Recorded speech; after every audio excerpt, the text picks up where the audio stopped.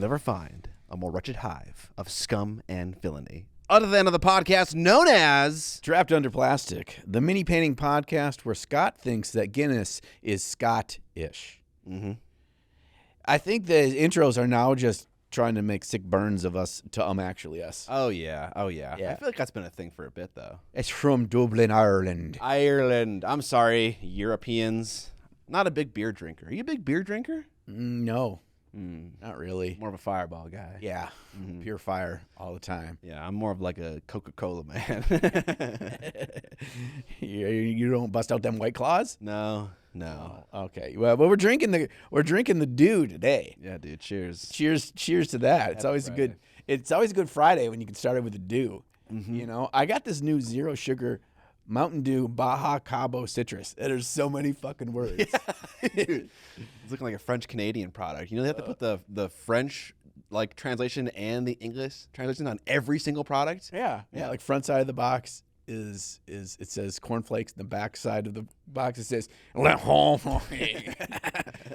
enough. So I gotta imagine if one side of the box is English and the other side is French, that means that during their entire childhood, every single Canadian kid did not get to look at the cool like puzzles and like mazes and shit on the back of the cereal box because they didn't get that. It had to be in French. Yeah, that's sad. Isn't it? It's a little bit sad. So instead of looking at cartoons, they had to learn a different language. I mean, I would assume they didn't learn it. They just went, ugh. God damn it! Maybe they didn't know what they were missing out on though. Yeah, I mean, or maybe they're actually bilingual and that's actually pretty cool. So yeah. I'm kind of jealous. Yeah. But I wonder if they get Mountain Dew French Canadian Baja Cabo Citrus. I'm sure they do. Yeah, they probably do. Although I did learn recently from a Canadian stand-up comic. He's the big guy in what's that Canadian show where they That one Canadian show they have on TV. you know, where it's like that's what I likes about you. That's what I. What's the? Oh, fuck. Well, this is terrible. They Yeah, can't think of the yeah. name. Everyone's screaming it right now. Right. Hey there, bud. Yeah. So the big guy, I saw a stand-up comedy clip of him, and he did a whole bit about Captain Crunch. In Captain Crunch in Canada, there's only one flavor. Oh. They only have one Captain Crunch. No. It's just original Captain Crunch. They didn't want to do all that translation work. I don't know if the back of the box have been too many French words. Yeah. So they have no crunch berries. There's no crunch berries in Canada. I'm trying to listen to what you're saying, but really I'm just racking my brain for the name of this TV show. I know. It's the name of a place in Canada, and it starts with an L, right? Letterkenny. Letterkenny, yes. Yes, Letterkenny. Wow. Damn Sorry, it. guys. We did get there. Thank you for teeing it up. Yeah, I couldn't figure it out. I was just like, like my brain was like overclocking trying to figure it out. That's what I appreciate about you. That's the Nice. line. There that you he go. says. Yeah. We got there. Whew, let's just get in the Preamble Ramble because All right. that was all. That was all. Cancel that comment. I know you're writing it furiously. All right. Anyways, get up here. So, Ricky was here last time. We talked about video games. You know, got me hyped on some video games. Yeah, bro. We're kind of at this point in video game history that's very exciting for me specifically. We got the new Hades coming out, Hades 2. Doom Dark Ages just came out. Fucking love Doom Eternal. Love Doom 2016. Freaking there's a new Dune MMO RPG coming out. That's like a survival MMO. I'm not big on survival, but whatever. It's Dune. Okay. So I'll play it with you. You gonna play it? okay. I fucking love MMOs. I'm gonna play it. Like I'm gonna try it out. I tried the character creator and it seems awesome. Like it's my level of like nerdiness. Like you can pick like all these really cool Dune things that like I'm aware of, and so I want to try it out for sure. Can you be the 1980s navigator? Can I make that character? Can you? Yes, you can be part of the guild. Yes. Okay. There's like I want him to. I want my character. I want character build so it looks like him. I don't think you can look like a navigator. You want to be in a fish tank? Yes. Yeah. My whole MMO experience is relying on people to walk by me. You can definitely be part of the guild. You can be Bene Gesserit. You can be from the Emperor's Planet, Kaitan. You can be Harkonnen. So you can pick all the houses you've heard of. You can pick all the roles you probably know of. Cool. You can be a sword master. You can be a mentat. There's a lot of cool things you can do in it. So yeah, I'm gonna try it out. But yeah, a lot of cool video games coming out. And so Doom yesterday dropped for normal plebs, which I am. And so I wanted to play it. Thursday's one of the days that I have to myself in the evening. I was gonna go home. I was gonna play it for the entire evening. It was gonna be fucking sick. I don't know the best graphics card. It's an old one. It's a GTX 1070. So we're on 570s, 580s now. So I'm a few SKUs behind. But I just figure I'll run it on low graphics. I don't care about graphics. I just want high frame rate. And I just want to click demon heads. That's all I want to do. And so I get the game. I install it. I launch it. I got my snacks. I'm ready to fucking rip. Everything's ready. It's all teed up. Everything's teed up.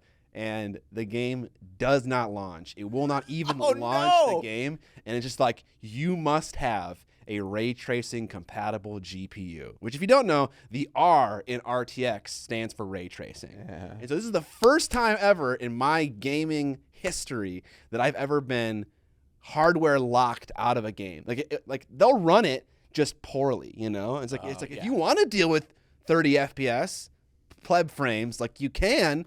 But it's like, no, you can't even run the game without ray tracing GPUs. And so I was like, fuck!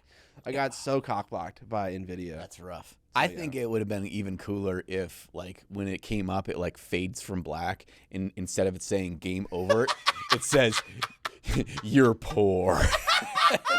Yes! That'd be so great.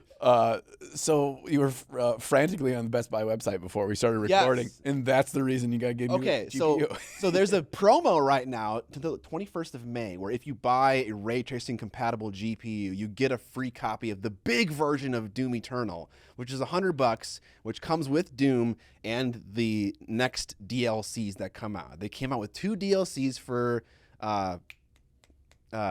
Doom Eternal. I bought both of them, so I figure I might as well buy the $100 package because I'll save money because I'm going to buy both DLCs if they come out. And so I can get it for free if I get a GPU. And so I was going to get it at Micro Center, but apparently they're like not doing the promo anymore. And so that was my plan this morning before you came here. And then my wife I figured it out on Reddit that it wasn't a thing anymore. And so then I figured out Best Buy was still doing it. Their website was dog shit and it wasn't working. And so Amber was like, can you do it? And so I was trying to like buy a graphics card while we were trying to get this podcast rolling. I think you could probably sweet talk somebody at Micro Center, right? Yeah. You're like, hey, look, clerk. come on.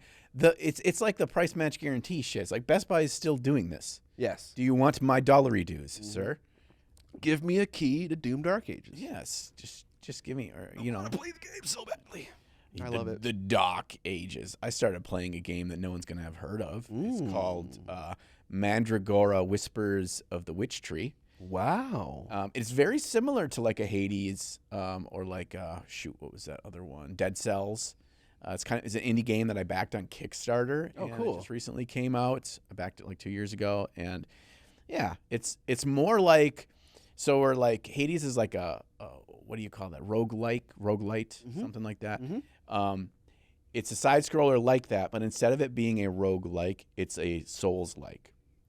So it's like a difficulty and like character building and all that kind of stuff, more like a Dark Souls game, Right. Yeah. or Elden Ring, but it's a side scroller, so it's more Metroidvania, which is one of my favorite styles of games, genres of games of So all it's a side time. scroller. It's a Metroidvania, and it has roguelike elements. It does not have roguelike. Okay. elements. It has more like Souls-like, where it has the same like XP system where like you collect souls, and then when you get to so many, you can level up. But if you like die and you had 2,000 souls on you, you got to go back and get them. Otherwise, those souls are lost. Okay. So it's just kind of harsh that way.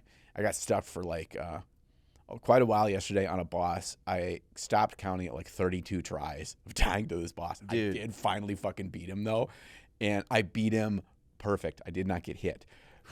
Part of the reason why is most of his hits one-shot me. So I had to do it that way. But I love that kind of grind, you know? Yeah. Some people, like I play Space Marine 2 with some people who like, I love to play a hard level and play it 30 times in a row. Yeah. But some people don't want to do that, you know? You learn. The point is every time you get to a new thing, you learn it's a little puzzle. Yeah, that you get need a to little find bit the answer. better. Yes. Yeah. So some Metroidvanias are really punishing though. I play one called Blasphemous on the Switch, which is like really cool. It's really cool theming.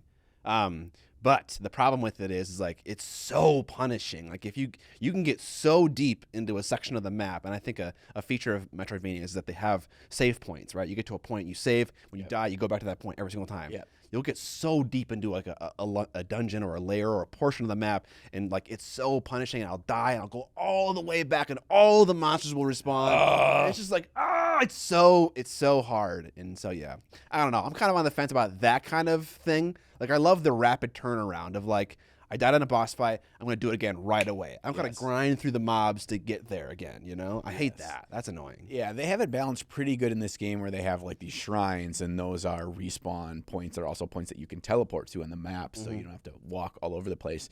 And usually I found that if there's a boss nearby one of those shrines, that boss is a fucking ass kicker. So they kind of set you up and they understand. Right. More like sub-bosses that are still bosses that you can die to. They have the full health bar on the top of the screen, but not as difficult. Sometimes they'll chuck those in further away, and you're like, oh, you motherfuckers, you get a little sweaty. I also play the game on keyboard and mouse instead of controller. I probably should play it on a controller, but I couldn't get my PS5 controller nor my Xbox Series S or X or whatever one. Really? I couldn't get either of them to work on my computer. What? On a Windows PC? Yeah. Xbox controller? Yeah. Wow. I don't know if I have to like unpair it from my Xbox or something, but I even looked at the things like, how do you do it? I even had the fucking USB plug-in and it wouldn't work. What the fuck? So I was struggling. Yeah. I was struggling. Sure. But anyway, that game is really fun. So I'm glad to hear that you're doing some video game stuff too. Hell yeah, dude. I want to talk. This is kind of adjacent. Actually, fuck it. We'll talk about this right now. I want to talk about my new like search that I'm going through for CRT TVs. Are you playing vintage stuff? Yeah. Okay. So I want to get an old school CRT TV to hook up my PS2, which is backwards compatible PS1, my Super Nintendo, my original NES, all those in. And then you go down this research rabbit hole where you find out what are like the desirable ones. What are the goated CRTs? Yeah, exactly. Exactly. And what I'm finding, like the holy grails are these old Sony Trinitrons that are the box things that they used to use at like news stations and stuff. Okay. So they're real deep, but they're just ugly as fuck. and you can get them up to like 19-inch, which is kind of an ideal size. And they even have like a handle on top. But those ones, like the color accuracy, the crispness of the pixels and everything, they play the best vintage video games of any TVs on the market. So, and you also want one that's got the composite hookup. If you can't get that, there are other higher end ones like Sony's, Samsung's, Panasonic's, even stuff like JVC will have the composite hookup. So you have this checklist of order and stuff. So I'm on Facebook Marketplace like every other day now, checking because a lot of people, you just search for TV. You got to do those old TVs are worth more than your 3-year-old LCD TV. Oh, 100%. Yeah. And it's not that they're worth a ton. Like getting one of those Trinitrons would cost me hundreds and hundreds of dollars. But like, it's so sad how little even not that old flat screen TVs are. They're not worth anything because it feels like when we were kids and you had the tube TVs, you wouldn't like get a new tube TV in your family every 5 years. No. You didn't. But now it feels like you have to. Welcome to the future, brother. Bro, it's like also. So the technology is increasing at an astronomical rate. Well, the technology in TVs does like seem to increase at a pretty sizable rate. However, TVs are the only thing that I can think of from a product standpoint that the technology has continued to get better and better, but the prices have gone down over time. Like it costs you more for that big old tube TV when you were a kid than it will cost you to get like a. Granted, it's not a high-end one, but you can get like at Costco, you can get a 100-inch Vizio TV, 100 inches, huge, 100 for like $1,100. That's crazy. It's 100 inches. 100. That's crazy. You can go to any Costco right now and get it. It's bananas. So one thing that does do that same trend is hard drive storage. Oh, good call. It gets bigger and bigger and gets cheaper and cheaper for whatever reason. Well, it gets cheaper per gig or whatever. Yep. Per amount. Yeah, I suppose. Until you get an SSD, and then that changed things again. It kind of like reset the bar. But it's still doing that. Then it does it again. Yep. It does it again. Yeah. So, yeah, that's good. But no, you're right. That is a really interesting trend. That's cool that you're getting into that. You know, Jeremy Black Magic Craft also has a CRT TV, but he has it so he can watch like VHS old school movies, like in his typical format. So he's also another appreciator of the vintage imagery from CRTs. Pop quiz. What does CRT stand for? Cathode Holy ray shit. ray Holy transmission. Shit. Oh, so close. Tube. Tube. Cathode ray tube. I missed the easiest one. Yeah. it's There's a tube so TV. much dead space in that TV. Oh yeah. Like they just need the distance for the mirror to project onto the image to get to the full size. Yes. So like the bigger the TV was in diagonal resolution, like the deeper it had to be because it needed to be further away. Yeah. It's all a geometry equation. Yeah, exactly. Yeah. So are you like reliving your Best Buy days, looking at the TVs, talking about composite and shit? Yeah. Oh yeah. Dude. It's a fun little nostalgic trip for me. Yeah, that's cool. Yeah. My neighbor had a garage sale last week, and so I walked over there. There you go. And she had one with the built-in VCR in it, and it wasn't a great. It looked like it was like in pristine condition. Still had the remote. Goddamn, old people are the best, dude. Dude, that's the way to go. So is you go to the old people's garage sales, and it was $10. But I'm like, here we go. This is not about the money. This is about like I'm only going to get one of these. And they take up a lot of fucking space. Yes. It was like a 20-inch TV. They take up a lot of space. It's dedicated. I'm not going to, like, it's a quick rabbit hole to go down if you get 2 tube TVs. And then, like, if I get it and then I try to get a different one, I'm never going to be able to fucking sell this thing. Or I'm going to feel like an asshole taking it to the dump. So it's just like, fuck. So what I do is I go to estate sales. Here's the other thing. It's like you get old people. You find somebody they got a big, giant, old Sony in there. They never want to get rid of it. And you can get one for cheap at an estate sale. So that's what I'm holding out for. Okay. But the other thing is you get bigger than like 30 inches. They weigh like 80 pounds. They're fucking heavy as hell. They're so heavy. So like physically transporting it or getting it down my stairs will be a problem. Yes. Do you have a walk-in basement? Not my lowest basement. I do on the lower level, but not where the studio is. Okay. I have a single staircase that goes from the garage down there, so it's a single flight of stairs. Right. I remember the debacle of getting your cabinets for your set down the stairs. Oh, dude. Yeah. Okay. Those didn't have like a glass screen that I was worried about breaking. Yeah, you can't be dropping this one. No. It's usually a 2-person job, so I have to get my neighbor to come help me. But anyway, I wanted to sidetrack to a different kind of discussion. That's about painting lights. So we're going to get into my painting on a treadmill later in the episode. But one of the things that I did, because I had to do it in the other room, my little storage room where I had the desk and my standing desk, and I put the treadmill in there. And so I had to like film the whole video completely different from my usual videos. And part of that was actually filming from that desk with my same camera, but I didn't have my big lights. Okay. So I used my my big Godox lights to like film myself as well as to give some more bright ambient light. But then I just used the Redgrass Games painting light as my main source of light to record the video on. Did you do the classic like X-Men Cyclops vibe where you went through the gap? Yes. You did that? Okay. Yes, I did. And then it's got the one that's got the 2 lights. It's the more expensive one. And so I pulled it down, and then I had one angled straight and then one angled at like a 45 at an angle.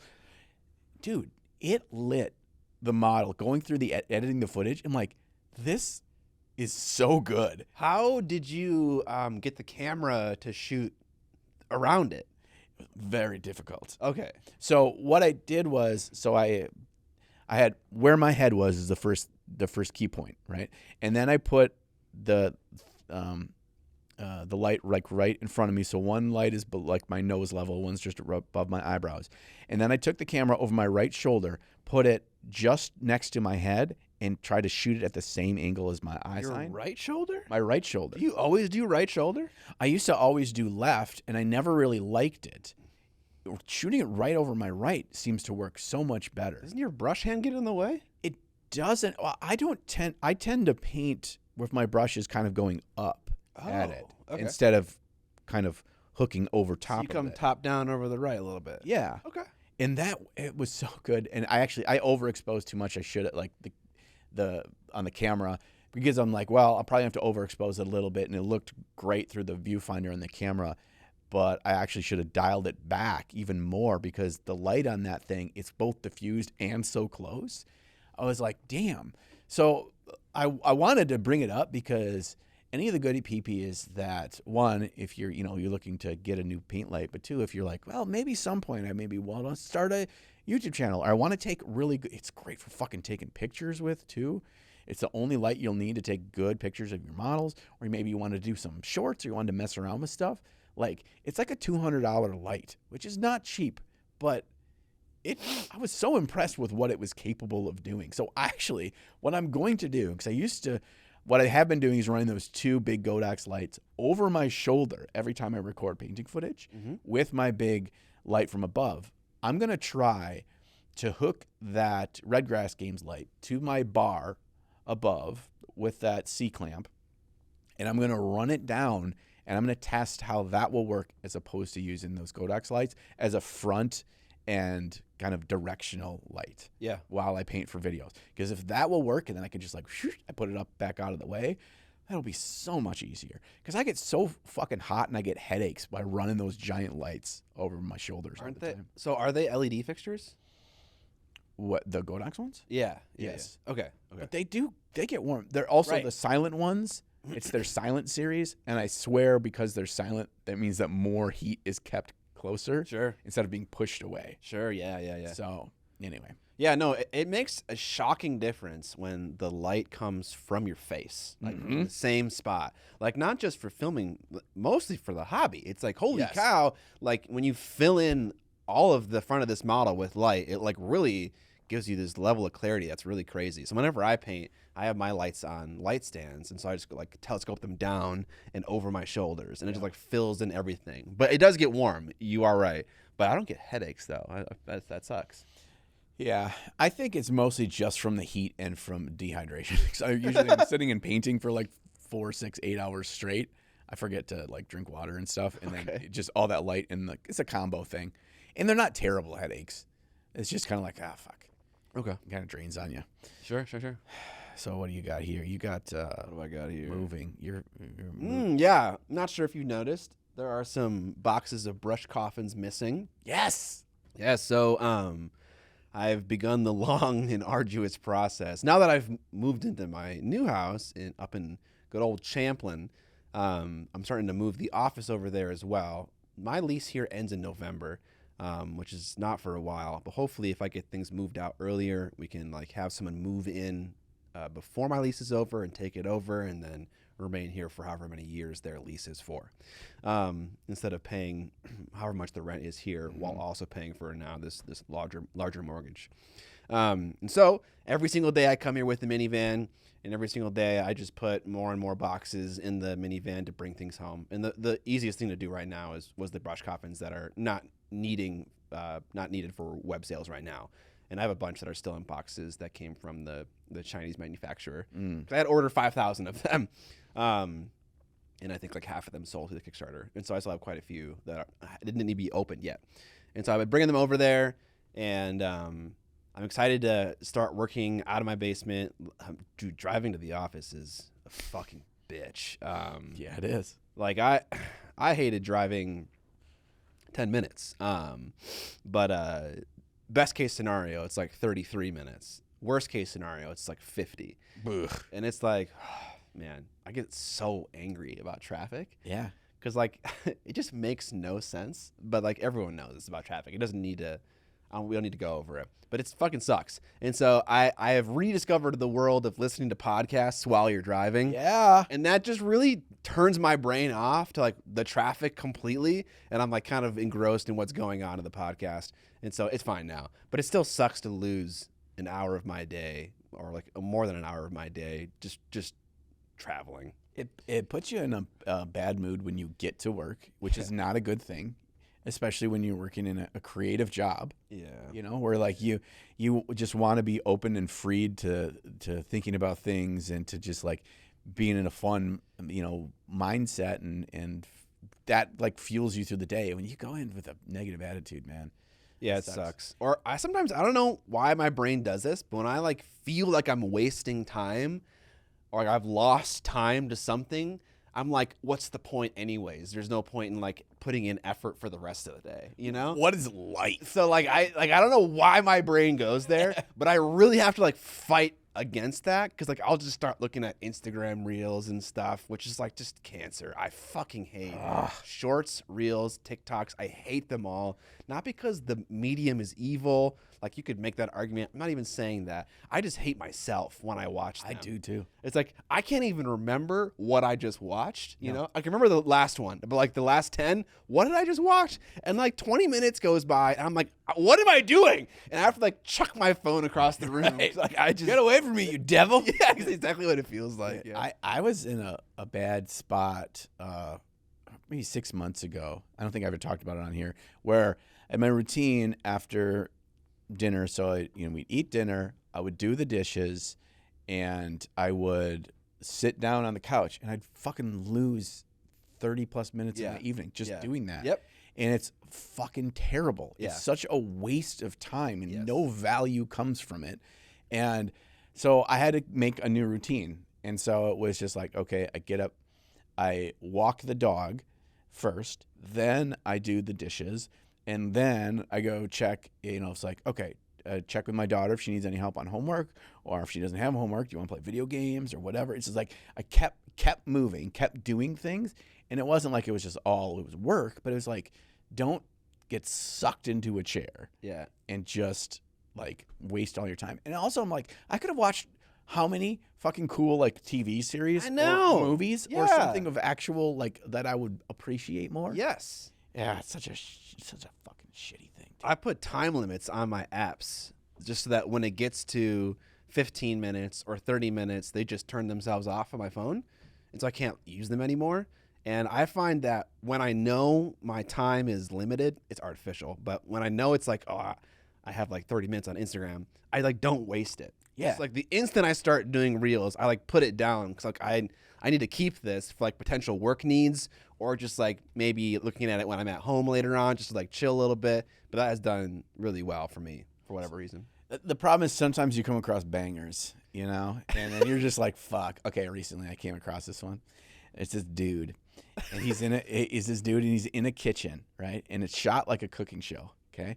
And he's in his kitchen, and he's baking something. And he's got a bunch of these. I don't know what his name is. Doesn't matter. In every episode, he's got a cow. Yeah. In the kitchen with him, and the cow is a fucking maniac. Yeah, dude. It wreaks havoc. Yes. You've seen this? Yeah. Dude, I fucking love it. I laugh so hard. The cow comes in with like a fucking side headbutt and just like rams him so he can get his whole tongue in the batter. Dude, yeah. I laugh so hard. Yeah, dude. God damn it. So, yeah. The problem with shorts, you just identified. You don't know this person's name. I don't know anything about him. And that's the issue with shorts, is that they're supposed to be for discovery, but like, can you list 5 short reel TikTok creators, your top 5 favorite ones, the actual makers, their names, the names of their channels? No. Because you can't. You go, you swipe to the next one, and then it's gone. And it's gone. And like, I can't even remember what it was about, let alone that person's fucking name. I know it's dude baking with cow. That's how I know. He found a fucking niche that no one else has done before. Yeah. I'm probably wrong, honestly. They probably are great for discovery. I know people think that. But it is strange how I can't remember a lot of those people's names and stuff. I only have my data set and yours, and both of them lead to no. Yeah. Okay. Speaking of animals, I want to give you a fun little update. So when COVID first hit, trying to find things when my daughter was, then school from home, and I was work from home, try to find ways to keep ourselves busy and active and stuff. And there's this quarry, an old quarry in the woods behind our house. Like it's private, kind of? I don't know. I don't know who owns it. Okay. I just go there. It's kind of haunted. Not really, but there's an old dilapidated like pole shed there, and there's like graffiti on the inside and stuff, and it's kind of freaky. But every spring it gets flooded with a section of it gets flooded to create this pond, and there's cattails and all that kind of stuff, and brings in all this animal life. But it's seasonal. It's seasonal standing water. It's not there year round. And we went out there and investigated just for fun one day, and we found that there was little tadpoles there. Okay, so every year since then, every spring, early summer, we go and we collect eggs, frog eggs, or tadpoles. These very specific ones. There's different kinds of frogs and tadpoles there. Okay. But we get this very specific ones. And we go home and we raise them all summer. Oh, okay. Okay. And they're tree frogs. Okay. They're the little, like, neon green tree frogs. Oh, cool. The You can find those in this quarry? Yes. Wow. I've never found in my 40-some years on this planet of always collecting and raising critters myself, I had never raised or found a place where you could get tadpoles of tree frogs. I feel like that's a rainforest thing. Yeah, it's fucking awesome. Yeah. They're the ones that change colors too. Like, so if they're down on a rock, they'll change like a chameleon almost. Wow. Really fucking cool. So every year, when the spring comes and the tree frogs come back out from hibernation, we let them go in the woods around our house. Every year, we have more and more tree frogs. And if I said officially this year, I'm officially the frog prince, because we have little baby tree frogs with their little suction cups outside our windows all over our house every night. Wow. And they're out there catching bugs, and they're living their best lives, and they're cute as fuck. And they got their little suction cup, Pete, and then they live under my hostas, you know. And I'm just like, this is the greatest thing ever. Yeah. I raised my own army of little tree frogs. Yeah, and now you have no mosquitoes. Yeah, no mosquitoes. But I also have bat houses. I have a lot of bat houses on my property. I put up bat houses. And so I also have bats. Okay. I have a lot of bats. So between the frogs and the bats, I don't have any mosquitoes. And I do live in an area where there's a fuckload of mosquitoes. And it was terrible when we first moved into this house. Now, hardly any. Did you put up the bat houses specifically for that? I also want to be a vampire. So it's for the optics as well. Yes, right. Yeah, dude. You drive by my house right at dusk, and it's just like going in the Batcave. Yeah. Like you can see them everywhere. flying to the full moon. Yeah. Like, yeah. They're everywhere. Yeah. Yeah, I fucking love them. There was an issue about 6-7 years ago with bat fungus, where there was this fungus that infected the upper respiratory tract of the local bats, and it killed off almost the entire population in southern Minnesota. I don't know how far it reached from southwest and east, but they're almost all dead. So I've slowly had to rebuild my bat squad. Wow. So the bat squad is back in full Holy force cow, now. Bat and tree frog squad. Yeah, and the great thing is it was old. The few bats that survived, they're immune, just like fucking Last of Us, right? Yeah, okay. They're Ellie, or they're immune to the bat fungus. Okay. So we know that their genes are strong. Right. And so these mutant bats, Yeah. eventually they're going to give me their powers. Yeah, it makes sense. Like those are the oldest ones. That they're gonna like start a whole new lineage of like vampiric bat mutant like strong boys and girls. Yeah, I won't be the man bat. Man bat. Isn't it weird that one of the Batman's like big arch enemies in the comic books was somebody called the Man Bat? What? Yeah, Serious? it's a real thing. That's He was so- like a mutant thing that was just a big bat. That's so dumb. Yeah, it was pretty dumb. I feel like they should collaborate. That's 1980s comic books for you. They don't think things through super well. I think that's all I have to talk about. Oh, I got one more real quick thing I want to talk about. Shit. Real quick. 2 things. This first one, I'll make it real quick. Started a brand new D&D campaign. Yeah. Fucking nothing feels greater than the hope springs eternal of a new D&D campaign. New RPG, like everything, the world's your oyster. Everything's going to be perfect. Who's DMing? Joshy, Sexy Teeth Joshy. Okay. He's DMing. It's a little bit of a wizard school. Okay. We started out at level 0. We weren't actually like heroes. We had to go. We were Snormies. Yeah, we're just normies. But the hook is that we were in this world. Souls are reincarnated, but not every soul. Just these like important God-touched souls are reincarnated every so often, and they are important figures in the history of the world. And so, if it's been determined by a seer that a soul has been put into you, you're sent to this school. And all the different nations of the world have their different ways of dealing with people they've identified. And, some of them are much more militaristic. Some of them are like about enlightenment, blah, blah, blah. Some of them are used for evil, good, whatever. Really cool, easy to understand premise. So props to Sexy Teeth Joshy for that. So we go in, we were all determined that we're part of we had to go to wizard school, and we're all bunk mates, in our dorm. And there's 4 of us. And so that's how our characters are introduced. And we spent like the first in-game day, like getting to walk around the school. I got to spend some time in the library because I'm a wizard. I'm a illusionist, Okay. like a street magician. I play my character like David Blaine. Okay.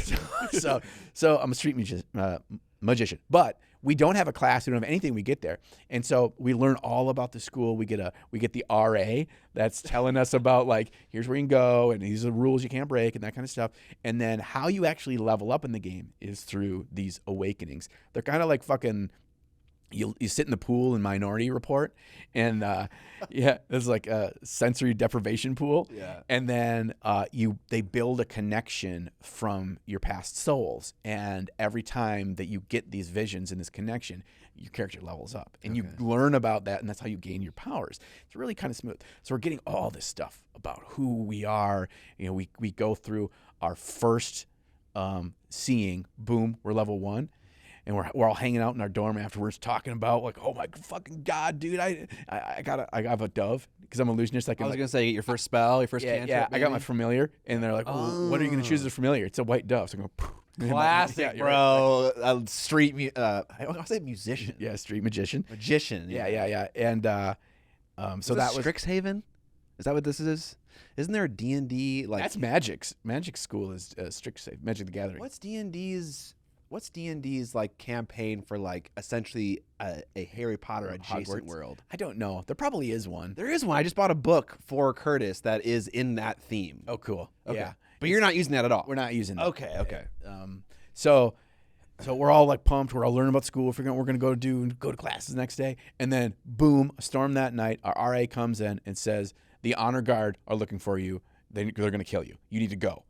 So they have to like run away through the fucking storm, find a sewer grate, get down into the sewers, and this is it. Like, I thought we were going to be in this fucking school the whole time. He fucking set us up. It was brilliant. He set us up like we were going to, the whole start of the campaign is in school, and fucking we're out of there or we're dead. Wow. So it ended on this like big like, oh shit thing. And now also, how are we going to find our powers? We got to find like a Ripper Doc from Cyberpunk to like these creepy like back alley docs that can clandestine like magicians, like put us in a dirty bathtub and let us see our visions and shit. So I'm pretty pumped. So that's the start of my new D&D campaign. Okay, next session is Sunday, 2 days from today. So that's pretty sweet. How long are your sessions?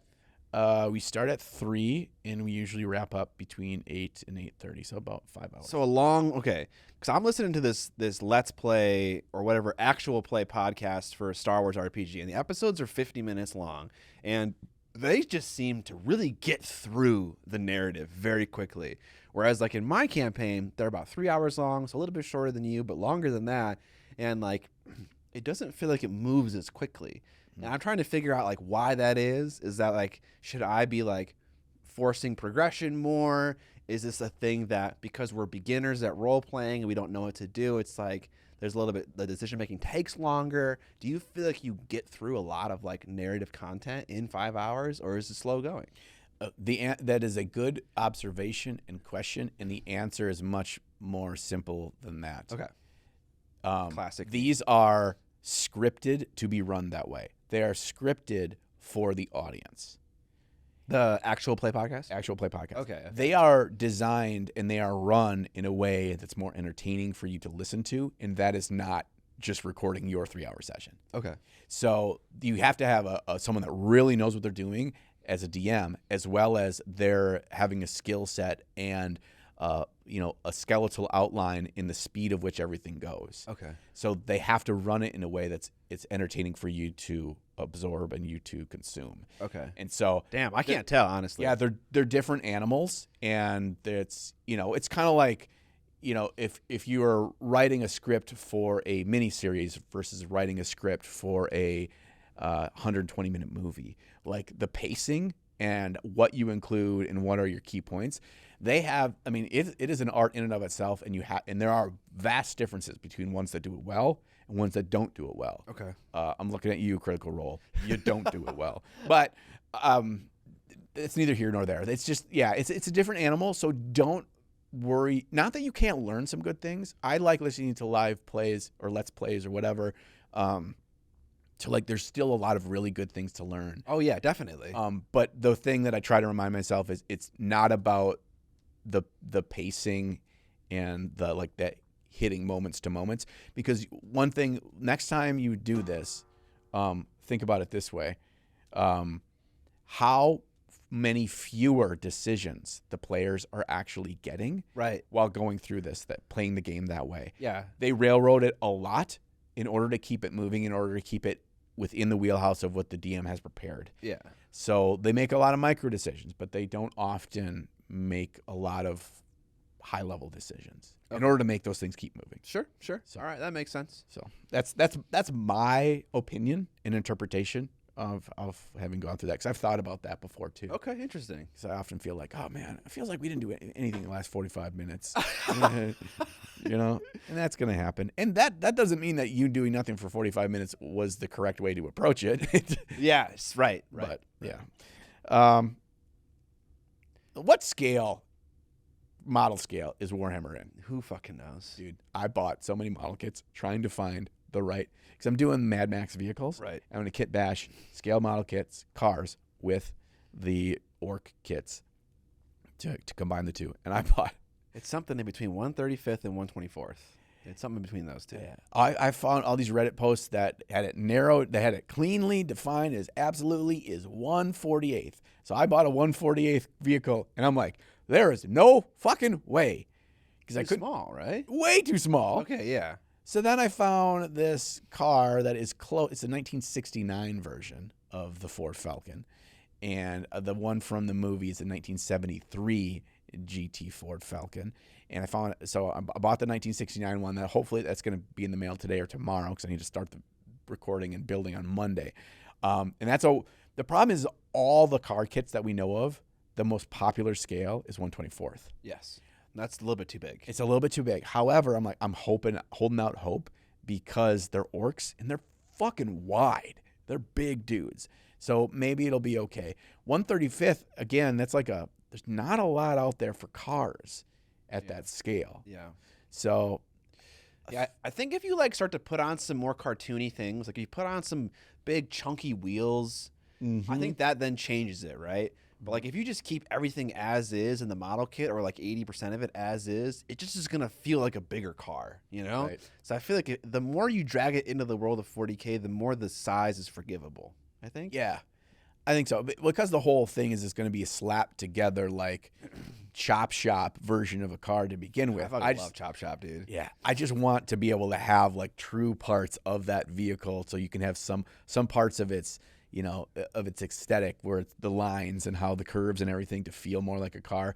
Because the orc stuff for 40K is it's so bare bones, and then just orc shit slapped on top of basically a steel frame. Yeah. And I want more of it to feel more like Mad Max, to feel like a real car was worked on to make this. So, okay, yeah, that's cool. We'll see. I mean, I don't know if that kit's going to show up on time, but because you are in my neck of the woods, that one dungeon scale model, and they have a million cars. They have so many cars down there. So if you want something right now, guaranteed on Monday, I don't know if they have the thing you're looking for, but you could get something, but you wouldn't know how big it was. I bought it on Amazon, so it can't be that hard to find. Oh, no. Yeah. I mean, yeah, maybe not. Your order says arriving tomorrow. Okay, you're good then. I think I hope I'm good. Okay. So you have one other thing listed here on your Preamble Ramble. Do you want to discuss it? Nah. All right, we'll skip it. All right, into the hobby updates. I have started to work on my Dark Eldar again. I didn't bring them out because it's not meaningful, interesting progress, because painting 5 fucking pirate ships raiders, yeah, it takes a long time. It takes a long time. I do not envy you painting 5 of those. If I painted 1 of those, I'd probably have a good time. Yeah. 5 at the same time, I'm like, fuck my life. I know, it's a little rough. Because, man, you think Space Marines are built for edge highlighting? Holy shit, dude. Oh, Raiders have so many edges. And they have those little indents of the panels that you got to get both sides of that really shallow indent, bro. And there's it's the whole side is 8 panels, just stacked, and it wraps, so it's on the other side too, and it's just it's a lot, But man, when you get them all, I'm not doing beautiful edge highlights. My vehicles in my Eldar army are a little bit more haggard and messed up, and so I'll do scratchy edge highlights, which is a little bit easier. When you get those things lined up, it fucking pops. It looks so good, and so I got to do it, So I didn't bring those out, but I am working on that right now for the next video. I want to finish all 5 of them for that video. But when Bricky was here, he had me help him paint Fugen, which he insisted. Jurgen. Exactly. He's Dutch. He insisted on him being the only one to touch the model, but he also wanted to learn more advanced techniques, but he also wanted me to paint a model while I was teaching him. And I find that the best education is when someone who is better than you is literally watching you paint and being like, don't do that, do this. You know, stop that, try it this way. And so like I was trying to trying to watch him while also painting my mini, and like, you know, I don't know if Bricky's like ready to sit down for like 8 hours and paint, you know? Right. And so it's like I'm trying to teach him how to glaze. I'm trying to teach him like edge highlighting and like how to like best like hit the edges where you can't just run your brush along the edge, you know? It's like you have to paint on this line. Yeah. And I'm trying to like help him with all these things. Basically, Casey had painted a portion of Fugen, or helped him paint, like did some base coats, do some airbrushing, shading, and I had to do everything else, or help Bricky do everything else. You had to do the important stuff. Yeah, right. And it's a little challenging to work on top of airbrush blends. Like if you want to do paintbrush highlights on top of that, you need to have a certain level of familiarity. And so I was trying to we tried to use a wash to get some more shading, and then some, you know, light edge highlights. He was nailing the glazing. Fugen's got those giant head wings. Oh yeah. And so I was teaching him to glaze toward the outside with a darker like purple black, and he was getting it pretty good. But it's hard. But in the meantime, I kind of shocked myself that I was able to paint this entire gene stealer called Magos. And the color scheme is a little bizarre because it's based on a video game called Disco Elysium. And so apparently in Disco Elysium, there are character traits that represent like a school. So like brawn, intelligence, whatever, cunning. And a Magos is kind of like a wizard. And so the color for all the character traits for like the wizardy or the intelligence or the brain like class or whatever it is are blue. And so he wanted me to use blue for the skin, and not just like, ooh, a cold skin tone. He wanted it to look blue. And I was like, okay, I'll do that. And then he wanted it based on a character from the video game as well, which has an orange, yellow undershirt and a brown leather jacket. And so he was like, can you use all of these colors? And I was like, I will try. And it looks kind of crazy, you know? I think it looks crazy in a really good way, though. Okay, cool. I'm glad to hear that. It is so eye-catching, and it's so like, it's so interesting. And the orangish yellow and that blue work so well together. Yeah. Okay, cool. And then the base also is inspired by the setting of Disco Elysium. It's kind of more like a kind of like a dilapidated city. And so I have like grass growing out of the cobblestone cracks. That dirty down moss, baby. I love it, dude. I love it. It's so good. It's Yeah. so vibrant. Yeah, and it doesn't take away from the vibrancy of him. No, it doesn't. So good. So did you airbrush the orange first? Yeah, the orange was airbrushed. The brown leather elements was an express paint or a speed paint, and then everything else was traditionally painted. And I did do some shading with a brush and highlighting with a brush on the orange as well, but not a lot. The heavy lifting is definitely done by the airbrush. Yeah. But I surprised myself because I finished that thing in the same time that it took Bricky to finish a started paint job while also teaching him how to paint the rest of it. And I was like when he asked me to do this, I was like, there's no fucking way I'm finishing this model. I remember because I was still here. This is after we recorded this, before we went to go get lunch, and I remember it like it was yesterday. Him breaking down all these things you wanted to do, and then I look over to your face, and you're nodding yes, but your eyes were like, are you fucking stupid? I can't do this. Yeah, I was like, it's like he's making like a bullshit sandwich and kept adding more ingredients to it, and I was like, no. What do you want? What to pick the thing you want to do and like fucking do it and like, you know, go whole hog. But I get what he was trying to do, right? And also like sometimes having those restrictions, whether you're self-imposed or just the state of the situation that you find yourself in, like you can unlock some stuff or have some realization or build some confidence in something that you otherwise wouldn't have, because it's so easy to go into your comfort zone of what you're used to doing, how you're used to painting, and being like, yeah, it's fine, this is going to take me longer if I do this, blah blah blah blah blah. But it's like, no, you actually have gotten better over time, and if you push yourself to like, oh, you got to do it in the 3 hours that Bricky's painting, like, surprised. Like that looks so good. Thank you. Yeah. I love the blue skin too. I was hesitant when you said that, and I'm like, Yeah, well, it doesn't look awful. It is more colorful than most of the kinds of paint jobs that I would normally do. But I think I just really surprised myself that I was able to actually pull it off. And because these models don't have they have a lot of details on them, but they're kind of covered in details. So yeah, it worked out though. But details doesn't mean they have to be important details. Right, exactly. That's where the speed paint thing can help you out so much. Absolutely. That helps define them. And actually, a lot of the details on that guy are purposefully or specifically really good for that kind of. They're very wash. tiny little things. Yeah, a lot of lines, right? Not a whole lot of things that you've got to build up layering for, or to to build up volumes and stuff. It's like ones and zeros. Yes, it falls in those cracks. Yes, it's so good. Yeah, that's been my hobbying lately. I want to take one step back to talk back about your pirate ships. Okay. So I was thinking about this lately, and I wanted to bring this up to you as I was I did the orc video for the Mad Max orcs, and people were like, "Oh, I gotta wait to see a whole army." Blah, blah, blah. Yes. And then, can we go back even further in time to the episode where you're like, "I don't think painting an army is for me." Yeah. How do you feel now? It's fucking dumb. It's dumb. I think it's so arbitrary that the game is built, that the game that they push us to play is so many models. Right. It's so many points. They just decided on that. Yeah. It's so I was thinking, and I was thinking, I was in my room reorganizing some stuff, and I came across a Kill Team box that I had, and I was like, I don't think Kill Team is the ideal thing, rule set aside, but I'm like, wouldn't it be awesome if there was a version of this game that you had full access to everything, 40K, we'll just use 40K as an example. You have full access to everything in 40K, but there was restrictions on certain things, anything that was a bigger thing, a vehicle or a monster or your pirate ships.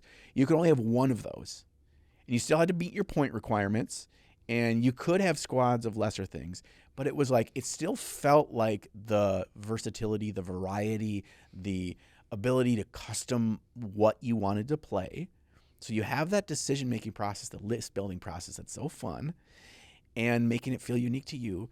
But it wasn't 60 fucking models. It was 6 to 12.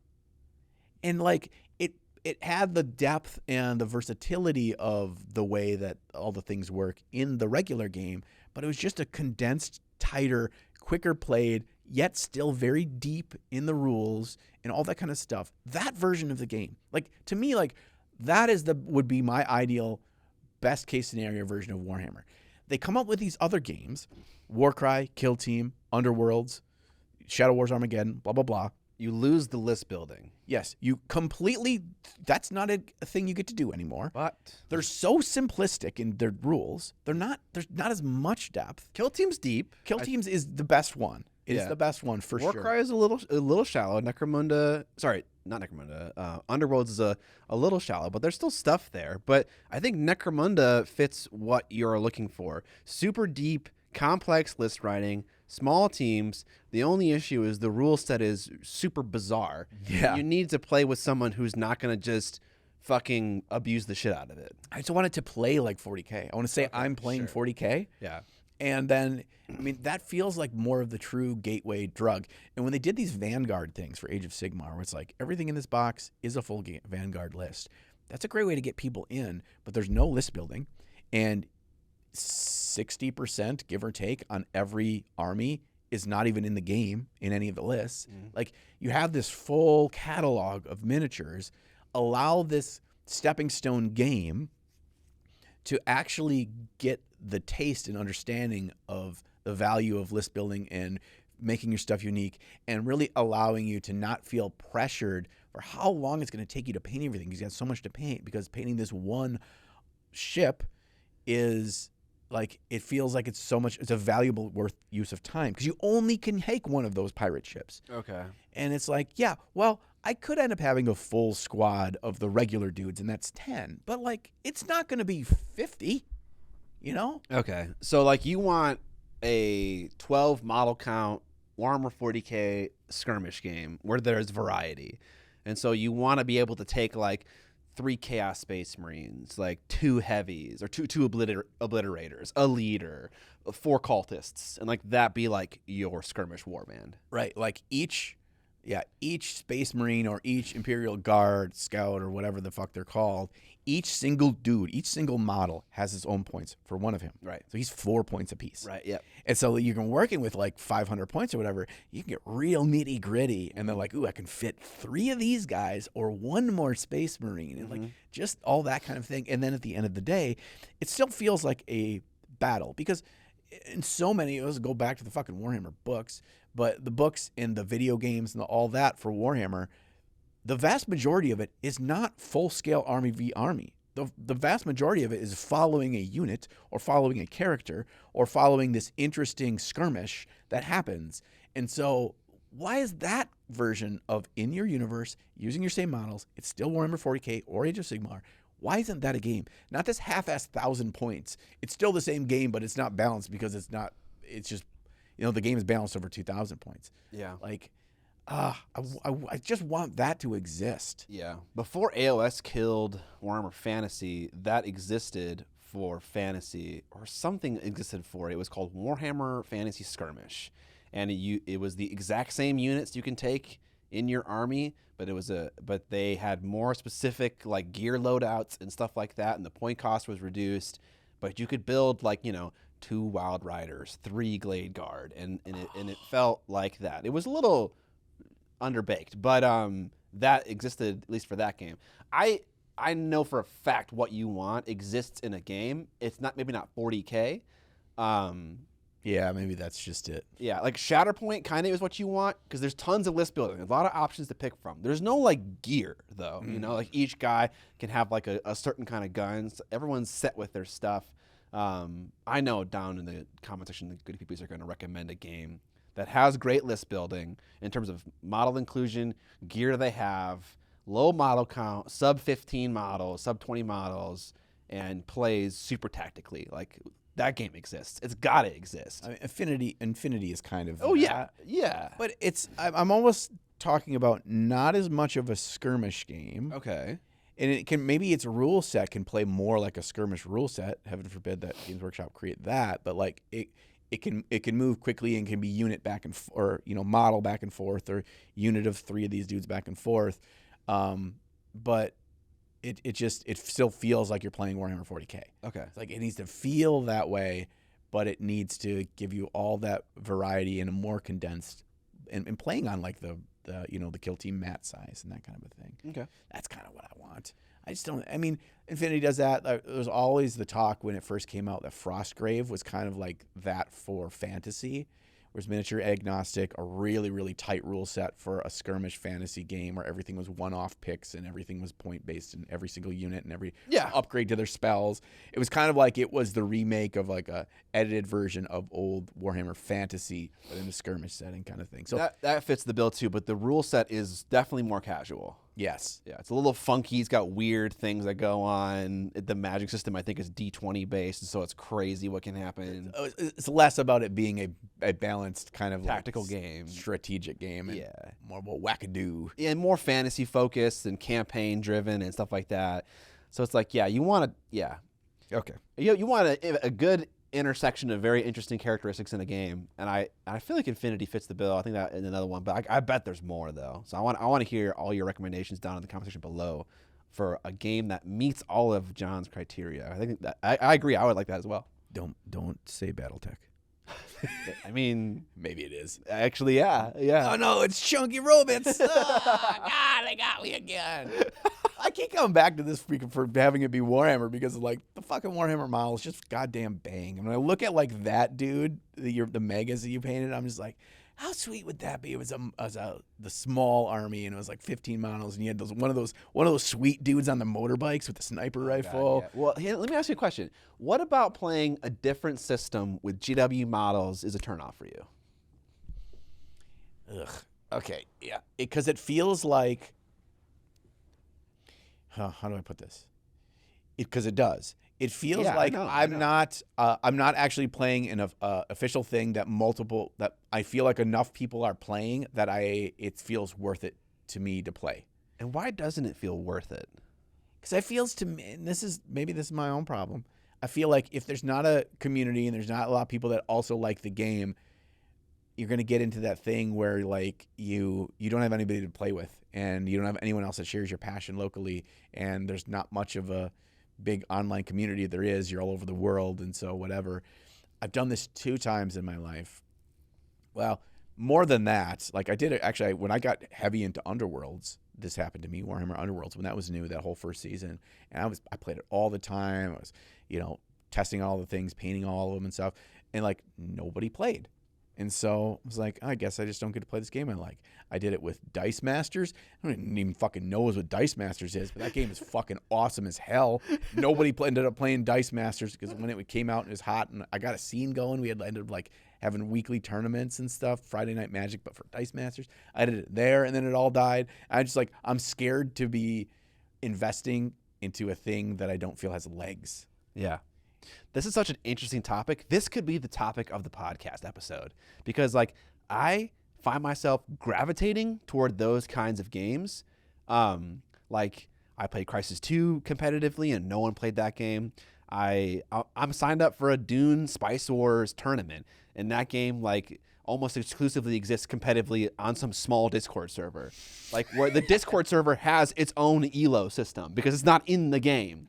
There's no matchmaking in Dune Spice Wars. It's just public lobby games. You got to go back in and like log your stats afterwards in a spreadsheet. And shit. Yeah. So you have to ping people in a specific channel in Discord with a certain tag. It's ranked FFA. And then you give them a join code, they join, and you report the game. It's a fucking process, but like I'm in for that kind of nitty gritty stuff. I find myself gravitating toward that kind of gameplay experience. I do when it's a video game, but I also get what you're saying though. I want Star Wars Unlimited to have Magic the Gathering scene. Yes, like Han is coming back, a MOBA that I played for over a decade. But I'm not going to play it because Dota exists. And one, it's fucking better. But two, it has this huge community behind it. And also because of that community, the developers are constantly pushing the game forward. Yes. And changing it and making it interesting. And so like there is actual like mechanical benefit to a more popular and supported game. But yeah, I'm always at that crossroads. I do it way more. A lot of the video games that I play, it's for my own enjoyment and I don't need them to be lively. Hell, I played on a private EverQuest, classic EverQuest server for years that it was like, granted, there was probably like 700 people that played on that server, and I didn't care. It didn't need to be bigger than that because it was fun, and I made friends on there and people that are still friends to this day from all over the world.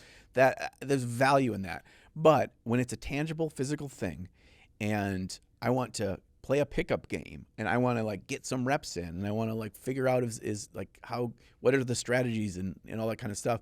I want to play on the regular. And if it's just you and one friend are the only ones that play it, it loses its luster a bit for me. Yeah. So you find that it breaks down when it becomes a physical game as opposed to a video game. That's like where your line is maybe? Yes. And not for board games though, because right? That doesn't count. But like, dude, like for all the years that I've been playing TCGs, I've lost count how many have lived and died, and people have spent a lot of money and whatever, and then the environment just goes away. Right. It's dust in the wind, right? And your cards are just fucking kindling at that point. Like it just feels bad. I want to feel like what I'm spending my time, my money, my energy on is something that is going to last.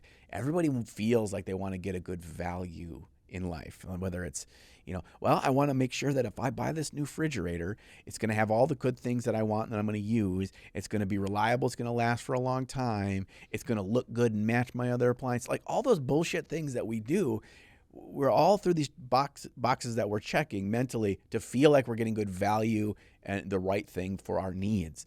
And your hobbies are no different, right? And so I really get, okay, a lot of that too I'd throw out the fucking window if other games had a badass, amazing game and the models were kick-ass too.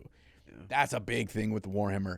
There's so many models and they're so goddamn good. Yeah. And they're so fun to paint. It doesn't take you long from painting a wide variety of models from different games to realize that like certain models are not nearly as fun to paint. That's true. That's true. I think I definitely align with a lot of what you think about like physical games and video games and stuff like that. But also at the same time, I've started to just be happy with what a game has to offer. And so like I understand that, like, you know, Simon's dying, and that might mean that A Song of Ice and Fire just completely dies. You know, the game. Yeah. And at this point in my like hobby like history, I am personally happy with the experience that I got out of playing that game. Yeah. And I still love the rule set, and I have a friend, Curtis, who still knows that same rule set that I do. God fucking damn it. And at any time we can come together and play that game like a board game, right? And enjoy it. And like I am not upset about that game potentially going away. And same for Shatterpoint. Like I have a couple of friends who play that game that I can go and reach out to and play it whenever I want. I don't need to play it like once a week or once a month or something like that. I'm like happy just to engage with it from afar and like, you know, get into it with the rules and nitty gritty, but like not be like making my whole like life about it. But it is fun to know life things. But I find that the older I get, the less I do that. And the more I just like engage with stuff casually, which is to say, like I don't play it all the time or research it all the time, but when I do play it, I fucking go hard. You know, I get nerdy about it, and so that's allowed me to feel more okay about like investing in these more niche things. Because like, actually, I had a patron come and visit me last Friday.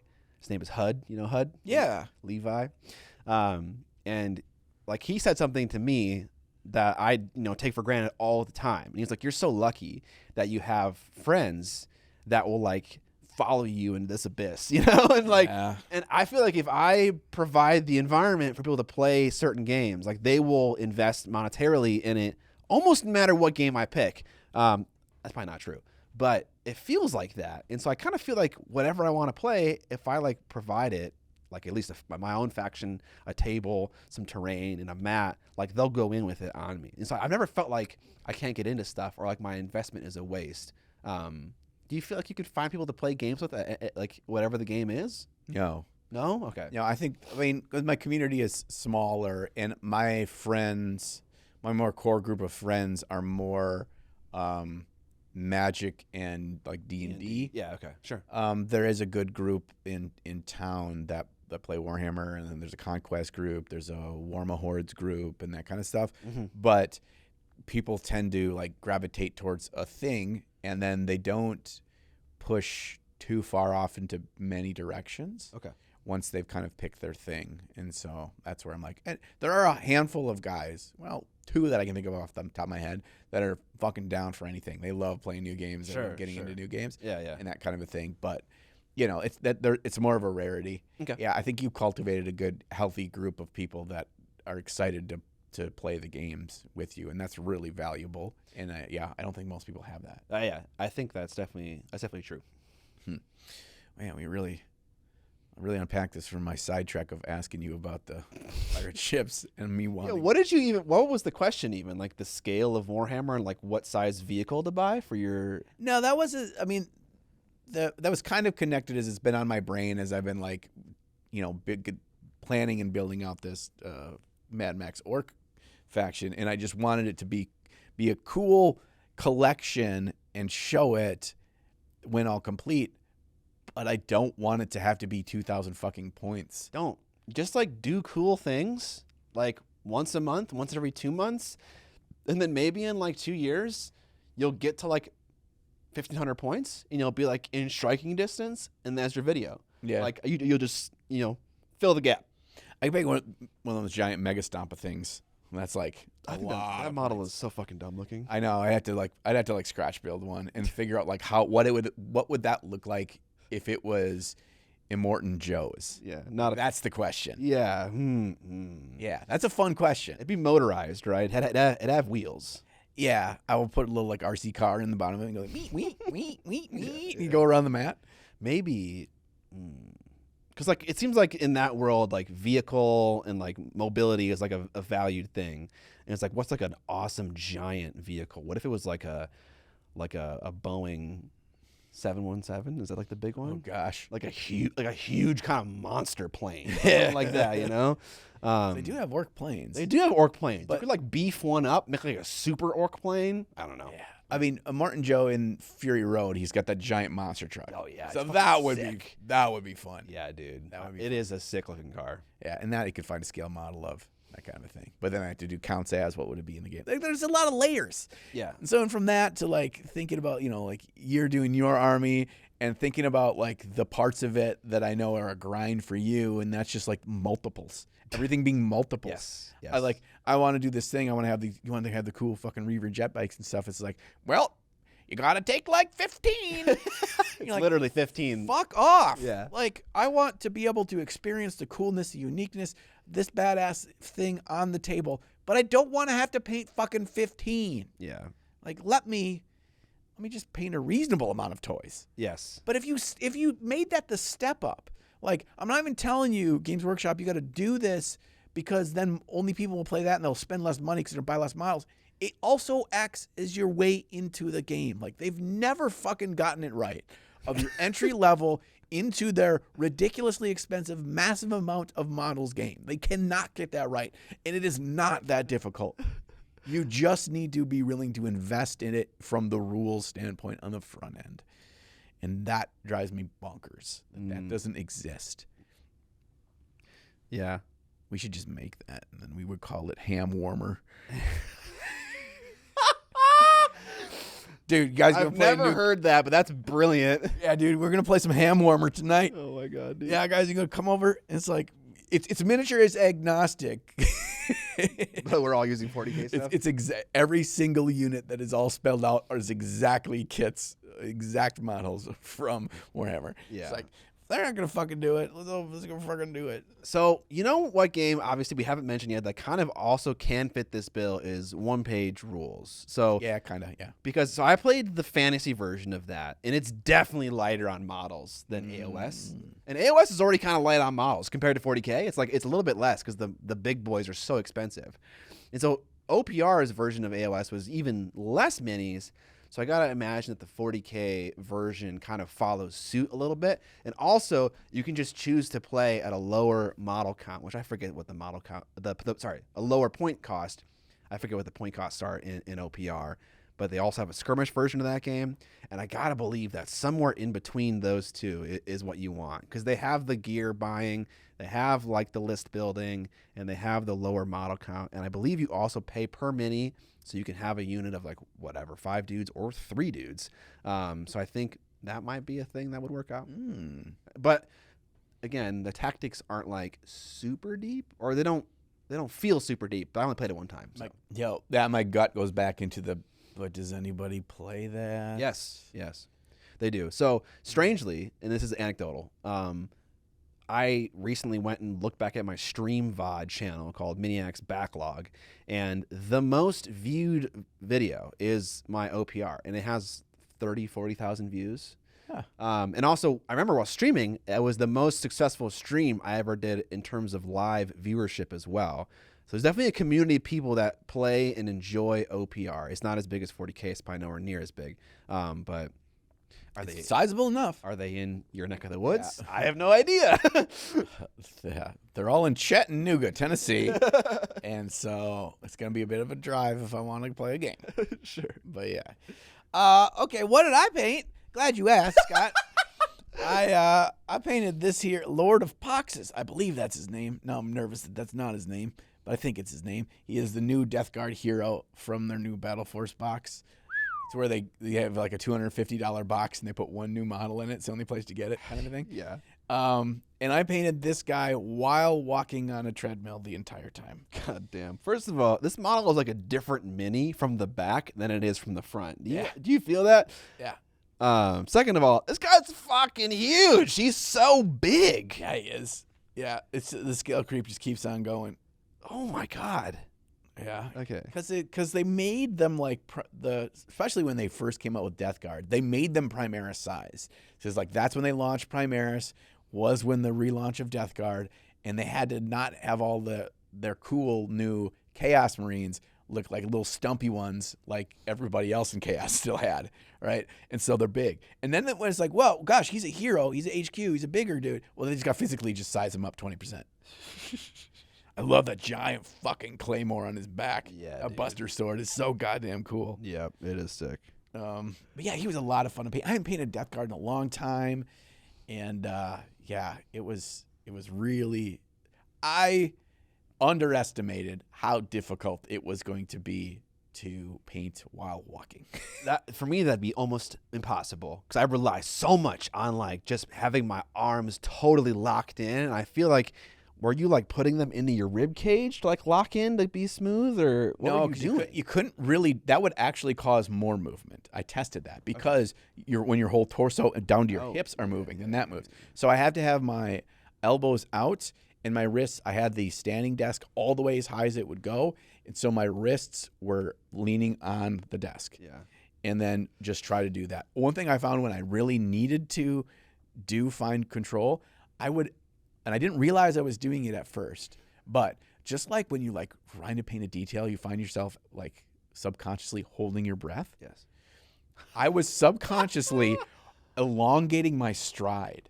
So my stride was longer, so there was less movement. Okay, And I was, instead of just going like walk, walk, walk, walk, it was like walk. Yeah. While holding my breath. Right. And so I'm recording this whole time, and there are parts, I don't remember if I kept any in, where I like go to talk to the camera, and I'm like, because I couldn't fucking breathe. Oh my gosh. Just holding my breath and doing these long, stupid strides. But I realized really early, I cannot rely on my brush control, and I cannot rely on exactitude, smoothness, and crispness to make this paint job work. So I had to immediately think of how I was going to make it interesting and cool looking if that's not an option. Yeah. I lucked out in that being a Death Guard model. Yeah, I was gonna say that exact thing. Yeah. Because that too, I'm just making him.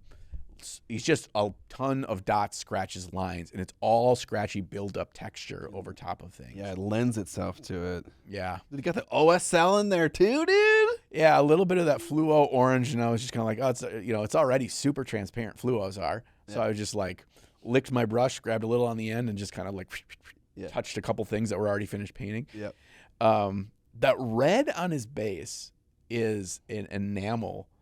So it's enamel red called like Fire Breath or something from AK. It's the lava wash or something like that. Yes. Yeah. And I took that plus an enamel like dark mud wash. I placed like a line of the red down the base, and then I took the wash that's made for basing. So it spreads out. It thins out, and it moves around much easier to go into cracks and crevices. And so as I would touch the red and blend them and whatever, like it then moved it around in cool ways. And it was like actually like really simple, and I was pretty happy with that looking pretty cool. And I like that red so much, I actually just slopped a layer out of it over his plasma coil.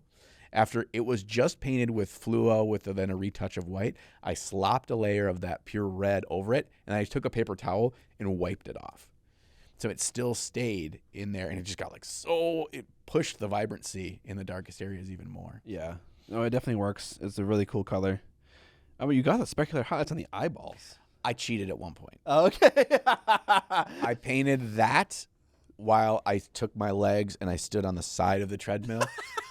And I said it in the video. I said, look, I cheated because if I don't do this here, he's going to look googly-eyed. And all the successes I feel like I've had in this model, you're not going to see because you're just going to see googly-eyed Joe. That is kind of fair. And so I'm like, I cheated here.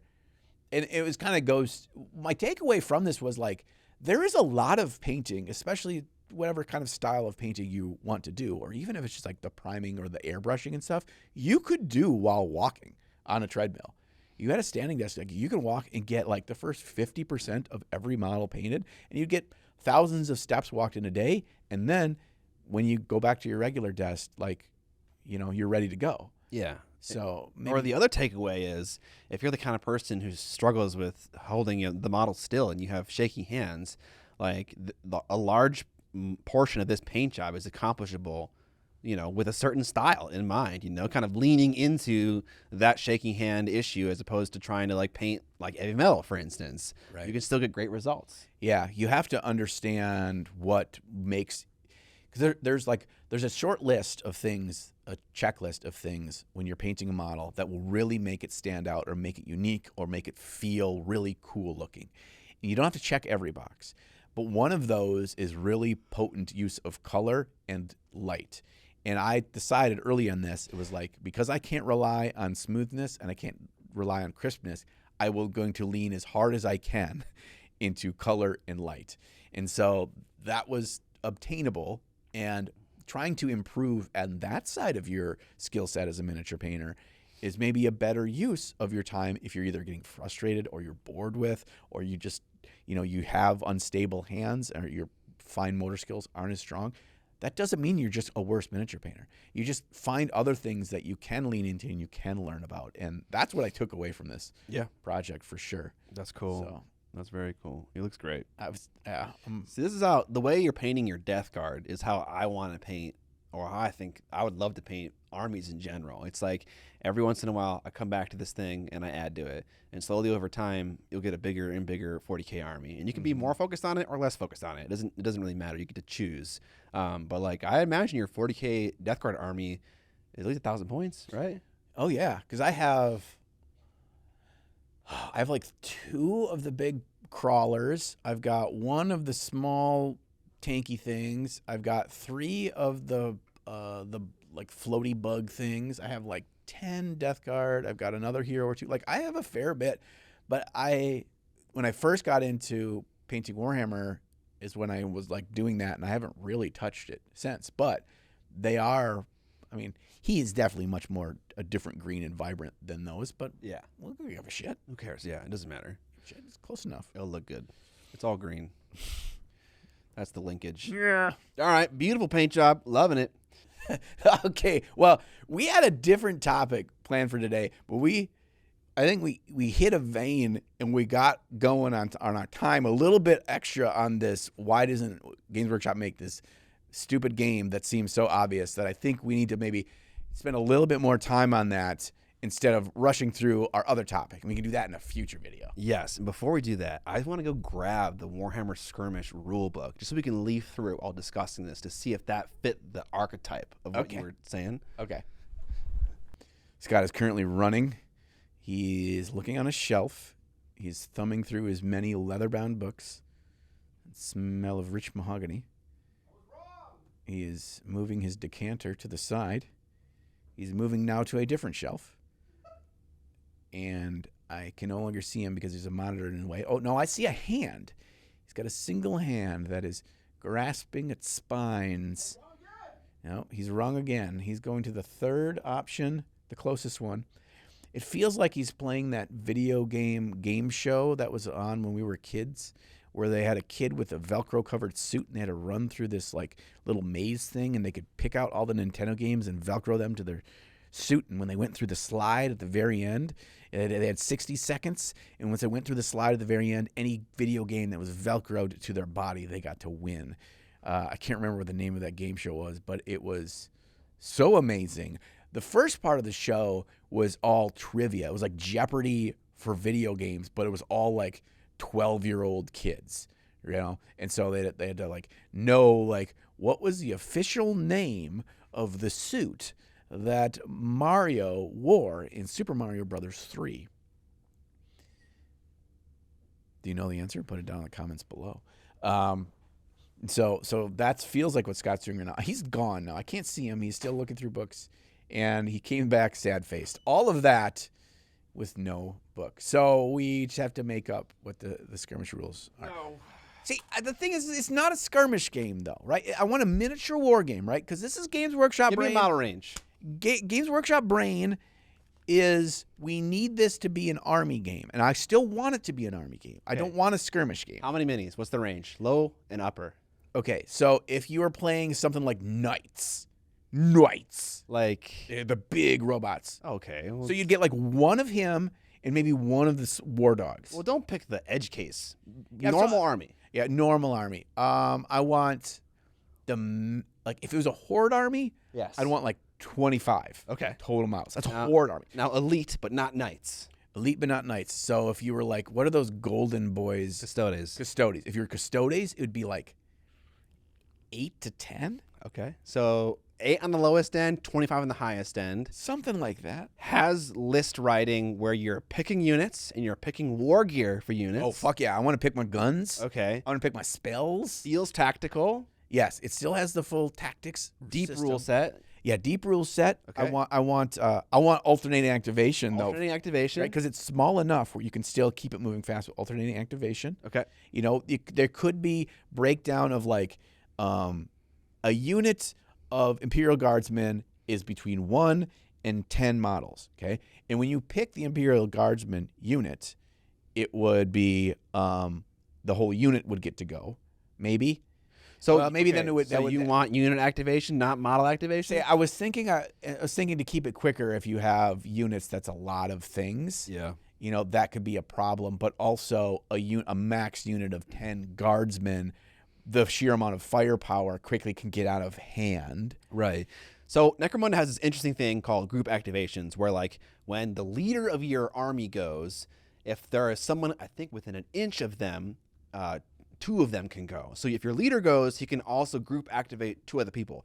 If one of your lesser leaders go, he can group activate with 1 other person. And so at the same time, it's also alternating activation, where after you do one of those groups, then your opponent gets to do either a group or a single model if they're off on their own.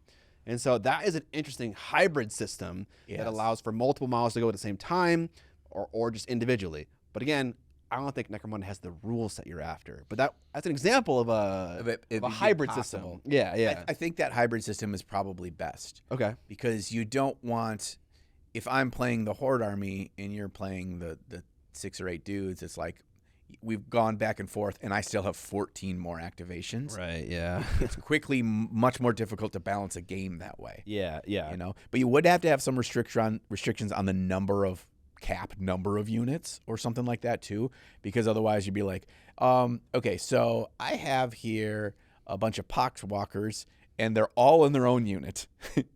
So they're only 3 points apiece, but I have 20 of them. That's 20 units because I want them all to go on their own because I can fuck with the rules better that way. Wait, so in your envisioning of this game, a 20-man unit is something that would exist in it?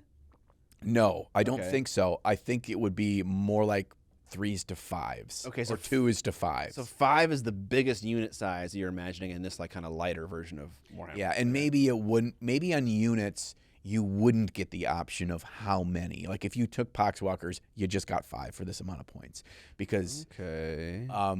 that's a way to keep it balanced. But to like they can balance the power of something based on its unit power as a whole, as opposed to each individual one. It can quickly crack the system that way. Okay. But I like that Necromunda, you know, individual versus group. It has both, but you can keep the alternating activation that way. Yeah. A big thing for me is in 40K or Age of Sigmar, 80% or more of their existing range, not including Forge World, because that stuff doesn't count anyway, 80% of their existing range minimum is usable in this version of the game.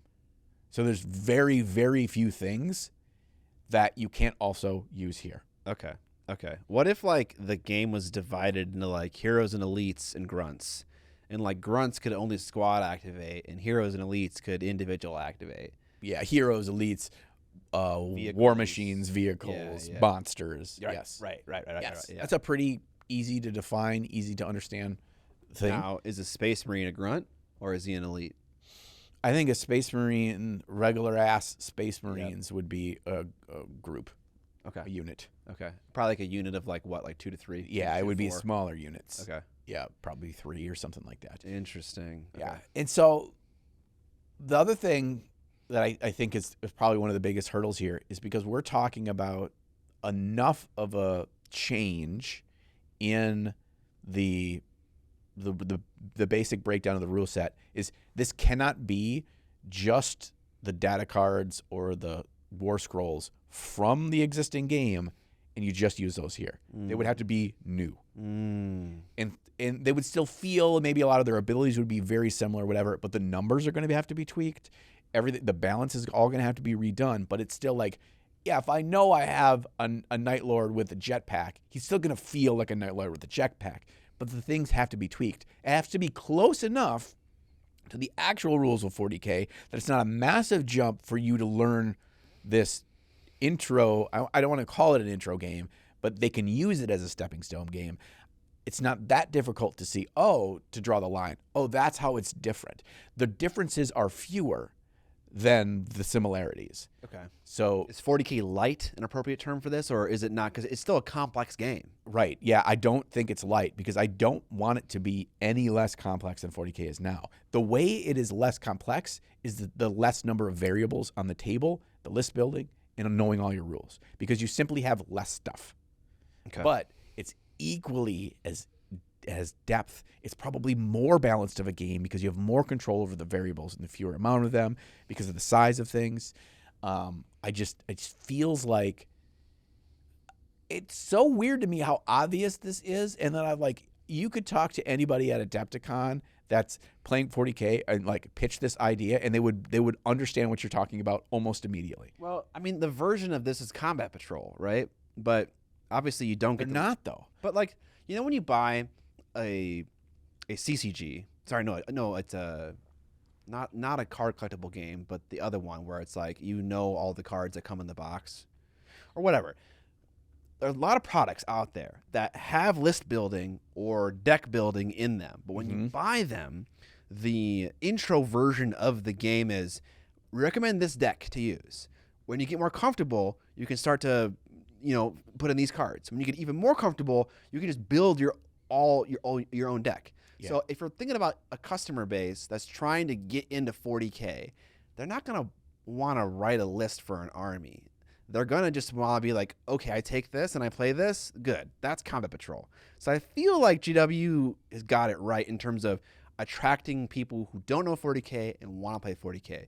You know 40K. You have an idea of the rule structure and the bones of the game, but you just want a game that is more kind to painters, people who like to spend time on their models, that gets you the full intensity of 40K, but isn't fucking 60, 80 models. Right.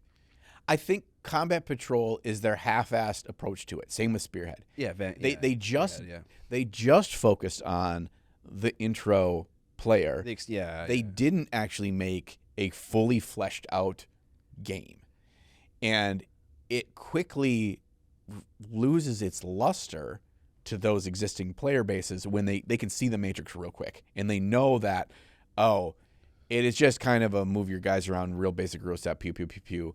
Now you can play our real game, right? It's not meant to last. I am picturing a game that has its own tournaments on the regular that are highly competitive, but people can play all sorts of weird things because you have full access to every faction and every model in the range. And so your uniqueness of how you're approaching all that is still there. However, because of the lower model count, it's much easier for you to package a product that is the full X number of points in a wide variety of cool looking models, because you don't have to have a unit of fucking 20 of something in that box for it to be usable in your game.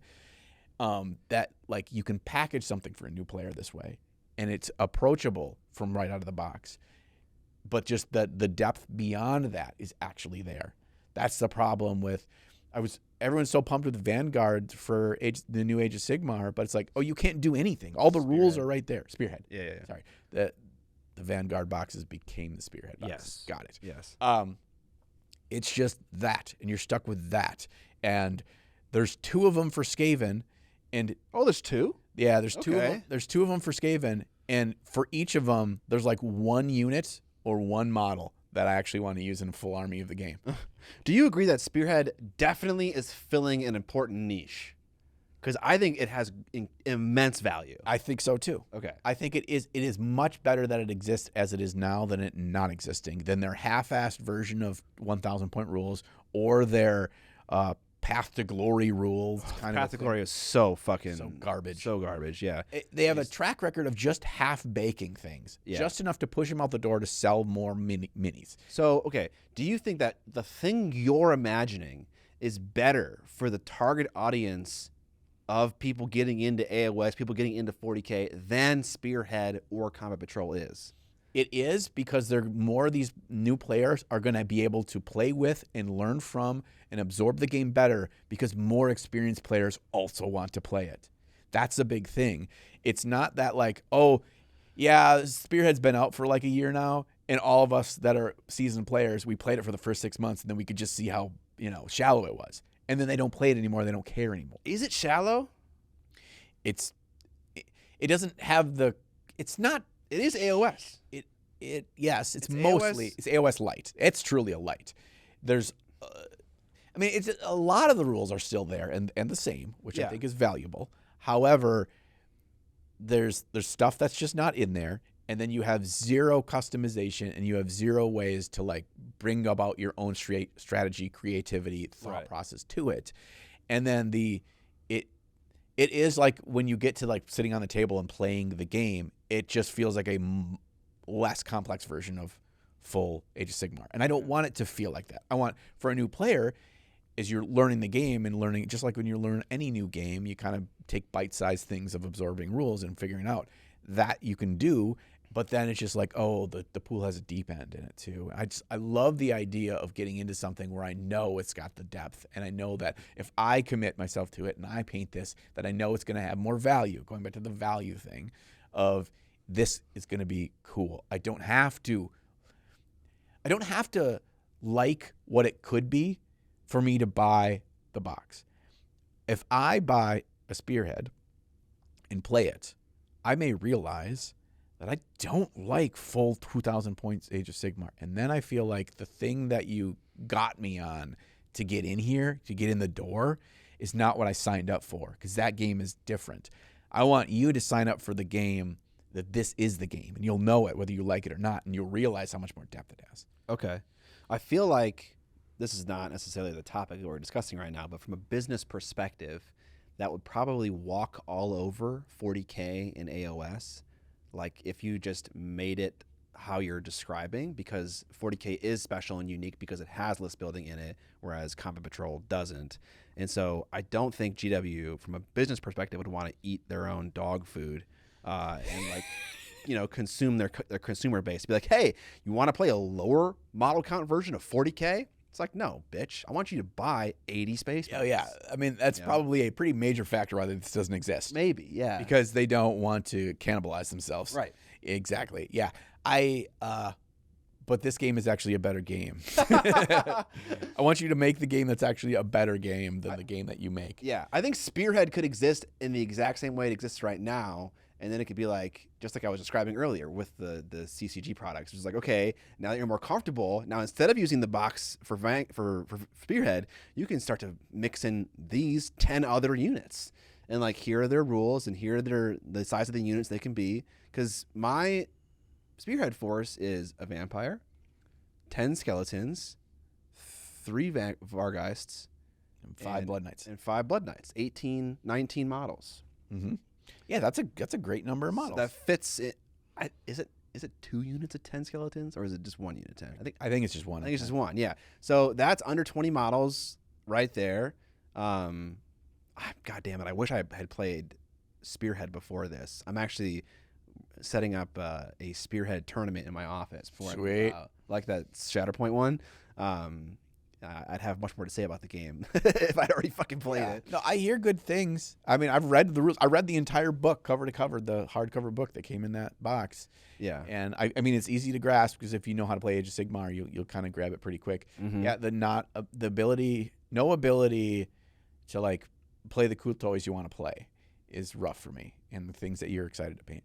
I think the key void between what I think is an obvious killer idea and their decision making, that massive void is simply, I'm focusing on what I strongly believe their target audience would want, and they're focusing on what will give us the best year-over-year dividends. And that's a big factor, because they don't have to care what people will actually have a more enjoyable time painting. They do have to care a little bit, but it's about priorities, right? I mean, they're going to squeeze the lemon for every drop of juice they can, without the lemon knowing it's getting squeezed, Oh, the lemon fucking knows. The lemon knows, but The Australians know, dude. not to the point of riot, right? Like they want to bring right up to the edge of civil unrest without crossing the line of squeezing us out of our money. There's like riots in England. People like march to Warhammer World with like signs, like just protesting it. Yes. Yeah. Well, that's when you know the prices are too high. Yeah. It's like, who needs 80 Tyranids? Yeah. Who needs Tyranids? Yeah. Like, fuck you. Yeah.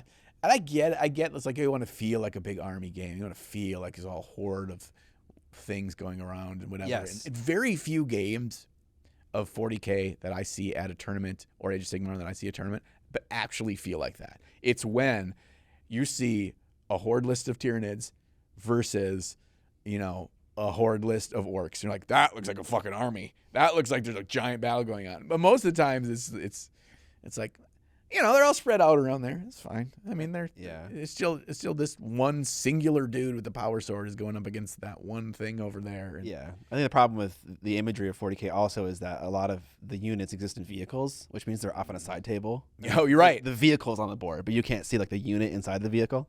And so they only come out when they're going to alpha strike something and then kill it completely or die. Yeah, clown car. Yeah, so it's just like, not every 40K game works that way, obviously, but that definitely makes the table look less cluttered.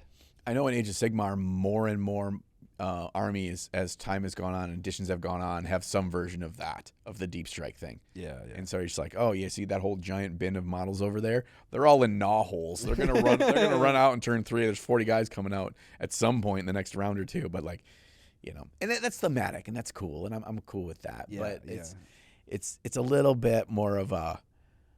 I just want to be able to be a realistic painting experience. Yeah. And I want that to be a really fleshed out deep game. Yeah. I'm talking about a different game, not an intro to 2,000 point game. Right, yeah. And that's a key factor. It's like, I want it to be a tight game at a smaller point level. Right. That is balanced around the size of these squads. Yeah. Yeah. And the problem with long form content is that people are going to like start to hear the conversation that is very broken across this episode, and they're going to recommend things, and then they're going to like hear the whole conversation and maybe change their minds. So you can edit your comment. Yeah, you can. Yeah, edit your comment. Yeah, maybe I didn't do a good job earlier on in the episode of we didn't clarifying. We stumbled into this topic, so it's not like bad. we knew what we were going to talk about. It's all spurred into my brain when I walked into your studio this morning. I looked over on your painting desk and I saw 5 pirate ships lined up next to each other, and it just like hit a chord of what I like, the pain that I had thinking about the orc army and the size of it and the number of stupid models that I had to paint. It's like, that's dumb. Why should you have to paint 5 fucking pirate ships? Because you know what that also does? It devalues each of those pirate ships. It also makes me want to paint each one not as good, Yeah. I'm trying to finish them. Yeah. Whereas if I have one Razorwing jet fighter, I care a lot about it and I try to do cool things with it. Right. Yeah, it's like you want to be able to like feel proud and not rushed and not stressed about it. And you're like, well, anybody with your own correct mindset could do that with your 40K army. I'm like, yeah, and you never finish it. Yeah. See, I mean, let me play devil's advocate a little bit here. You're a person that appreciates doing hard things, right? I do. You know what's fucking hard? Painting a 2,000 point army of 40K really nicely. So is that a mountain you want to climb? Yeah, that's a hard thing. I mean, there's a difference between a hard thing and a stupid thing. I think some people say painting Visic for 300 hours is a stupid thing. Yeah, that's true. That's true. I don't get any of that like excitement potential for a like justification after spending 400 hours, on painting. I mean, it would take me more time. It probably would to paint a 2,000 point army of Skaven than it would to have painted Visic. Depending on the level that you're going for. Yeah. Which the 10 clan rats you've painted. I have almost that whole Vanguard or Spearhead painted. Yeah. I have like 3 models to go. And that spearhead is painted to that level. And yes, if I painted 2,000 points of Skaven to the level that I painted for those in those videos, it would take me way more time than Bizik took me. That sucks. It just, I mean, it's my own goddamn fault for keep picking fucking horde armies. Yeah, what the hell? It's my own damn fault. I should just, maybe that's the fucking answer. The hole is here the whole time. Just play fucking custodians and just fucking spray paint them gold and call it done. Yeah, dude, get that like Molotov like gold color, super glossy. Hit him with that brown oil wash. That oil wash, done. That crab bowl. You know, you just reminded me that I saw the new movie Sinners. Oh, how is it? By Ryan Coogler. It looked exciting. It's okay. Okay. It got a lot of hype. It did. I thought I was walking into the next Get Out. Oh. Which that movie was awesome. That movie was a fucking trip. And it wasn't that, but it wasn't bad. Oh, okay. And it also was vampires, and I like vampires. Oh, fuck yeah. Yeah. Spoiler, the sinners are the vampires. You sinner. Yeah, I mean, you could paint armies that have less models. Still a lot of models. Yeah, but if you don't like them, then that's a whole different can of worms. Right. Yeah, I like. The thing is too is like I even if I really like the models, I don't really like painting 10 of the same model. You know what I mean? Like I like to paint this. I really enjoyed painting this. I don't want to do it 9 more times. I want to move on with my life and paint something else. Even if it's the same faction, even if it's going to have the same kind of armor. Even if it's a different pose. You know, yeah, that is one thing that they've gone a long ways with over the years is the different poses and really appreciating that. There's something to be said about that. But it is still kind of the same experience over and over again, right? It doesn't matter if the pose is different. It'll look better because the pose is different, but the painting experience is the exact same. You know, the beats are the same for every single model. Oh, is that the beats? That's the beats. It's the beats. Yeah. I just want the game that I want to exist. Right. That's all I want. I don't know any of the Goody Peebies. I mean, you have any interest in that game? I'm sure someone does. I feel like 2 or 3 of you probably do. Yeah. Where, you know, you can, it's like this great balance for a player that wants to play or a painter, or you can lean more on one side or the other, and the other side actually feels more accessible or more achievable for you because the way the game is designed. You know, I don't have to be a gamer. I just really like painting. I really like painting Death Guard. Oh, shit. I just painted a bunch of different Death Guards, one of each kind or whatever. It's like, I'm pretty much there. Now the ability to play a game seems so much more obtainable. You know, it's like, that's a big part of why so many people are into Warhammer and so few of them play regular games. It's just like, it's so daunting. Yeah. It is very unattainable. It's so daunting. Or it's attainable, but we all you have to find and utilize hacks to get it done in a reasonable amount of time. And you can still be proud of it, what you did, but there's always an asterisk. Maybe this is my own personal opinion. I always feel like, well, there's a giant asterisk here because I had to compromise on a bunch of things in order to get this done. And yeah, but you always compromise. The only time you don't compromise is one time a year. Yeah, you don't. I mean, I think that like compromising beyond what I feel is like I'm okay with in myself. Like, sure. I know that this is, you know, and whenever I look at my models that I've done that way, that's all I can see is how much I compromised. Damn. Okay. Like I can't look at my Night Lord's army without like just feeling bad because I'm like, I had to compromise so much on myself in order to achieve that. And that is dumb. That we shouldn't have to do that. We should be able to find a good balance where it's like, yeah, I still want to move quickly. I'm having some compromises, but I still am proud of how it looks because I didn't feel like an utter chaotic rush right to get there. And that for me is the crux of army painting, is finding this intersection of it is not full ball sag, but at the end of the day, I think it's beautiful. And I think I nailed that with my Age of Sigmar army, and I dropped below that for my Greyjoy army. And I think I'm hitting it again with my 40K army mostly. But there's just like 30 more models than in AOS. And so it's just taking, and like, there's also so many more bigger ones too. There, in my AOS army, I do not have 5 black coaches, you know, or like 3 black coaches, you know, that would be insane. And so, it's the equivalent of like 5 Mortis engines. Yes. Is those 5 pirate ships. Yeah, and so why it's are they- like there's more models and there's more surface area to paint. They're bigger as well. Yes. Why is this something that's that size, that giant pirate ship that's probably 6-7 inches long with a ton of dudes on it and all these fancy guns and it's big and all this? Why is it so shitty? Like, shouldn't it be stronger and more points? Because they have to make the game so you buy more fucking models. And I understand that this is a thing from recent 40K. How recent, I don't know. I don't think it's like a 10th thing specifically. But I know that the model count has crept up over time. Because I played 40K in 5th edition when I was younger, and it definitely, I don't remember it being like this. I don't remember it being this insane in terms of the models. Maybe that's it. Maybe the answer was inside of us all along. Just fucking retweak everything and pull it back 25%. Yeah. As you've slowly allowed it to grow into a point where it's just unwieldy. Right. God. It's kind of like you need to, if you're GW and you're a company that wants to make money, it's like, does making the model count lower increase the fan interaction with the game to the point where it might increase sales? You know, it's like, okay, people are getting into us. They can see it's more attainable.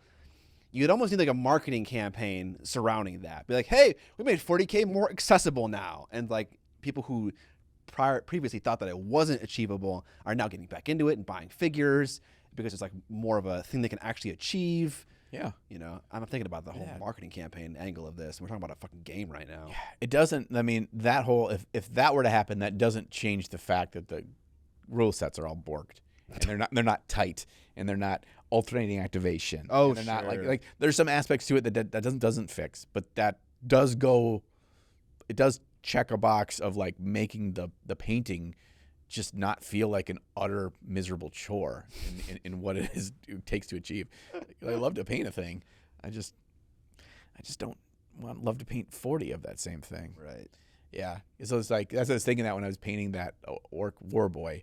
And it's like, well, I've got to make this thing heavy into vehicles because I can't paint 60 of these dudes. I just can't. Yeah. It's like, it would drive me bonkers. Luckily, in the Mad Max world, you know, they're all about the vehicles. Yeah. So I can lean on that. I haven't even fucking looked at the points. That fucking buggy or whatever.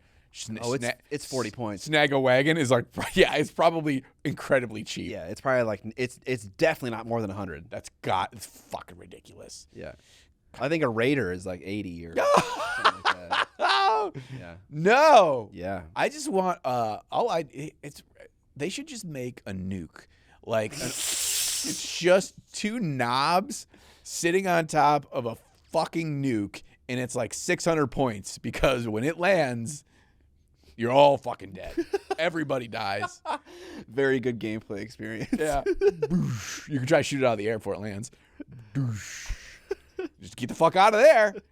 It's just emergency. It's the emergency hatch. Sometimes you got to pull the hatch, pull the ripcord, and just fucking nuke them all. Yeah. That's the one wild thing in this game is like, okay, yeah, they have the ability to blow up planets and shit and all this stuff, but they're like, let's get on the ground and let's shoot each other with fucking boat guns. Well, you can't blow up worlds all the time. Also, do they have world destroying power that's accessible in the 40K universe? Yeah, I do it all the time. And chaos just fucking sucks the whole planet in. It's gone. Really? Yes. It's so dumb. And logic so gone far off the window for this game. This is leading back to last episode. None of it makes any goddamn sense. Also, no sides are good guys, and they all are willing to commit atrocities unforgivable in order to achieve their goals, because in their eyes, their goals are for good reasons, from their perspective. Yeah.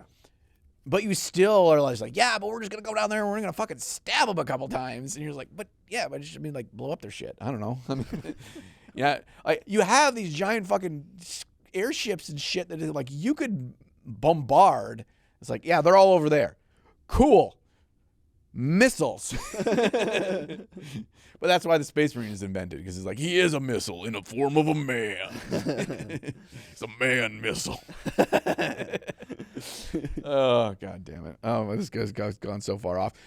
I mean, this was not the topic of the episode. This is not the episode that you wanted, but this is the episode that was given to you. Truly, that is so true. Yeah, not the episode we wanted either. Right, yeah. It's like sometimes things just, the stars align, and you think you solved all the world's problems, and you lay it out in the form of a better version of Warhammer, the game, and then you're like, maybe I was wrong. Yeah.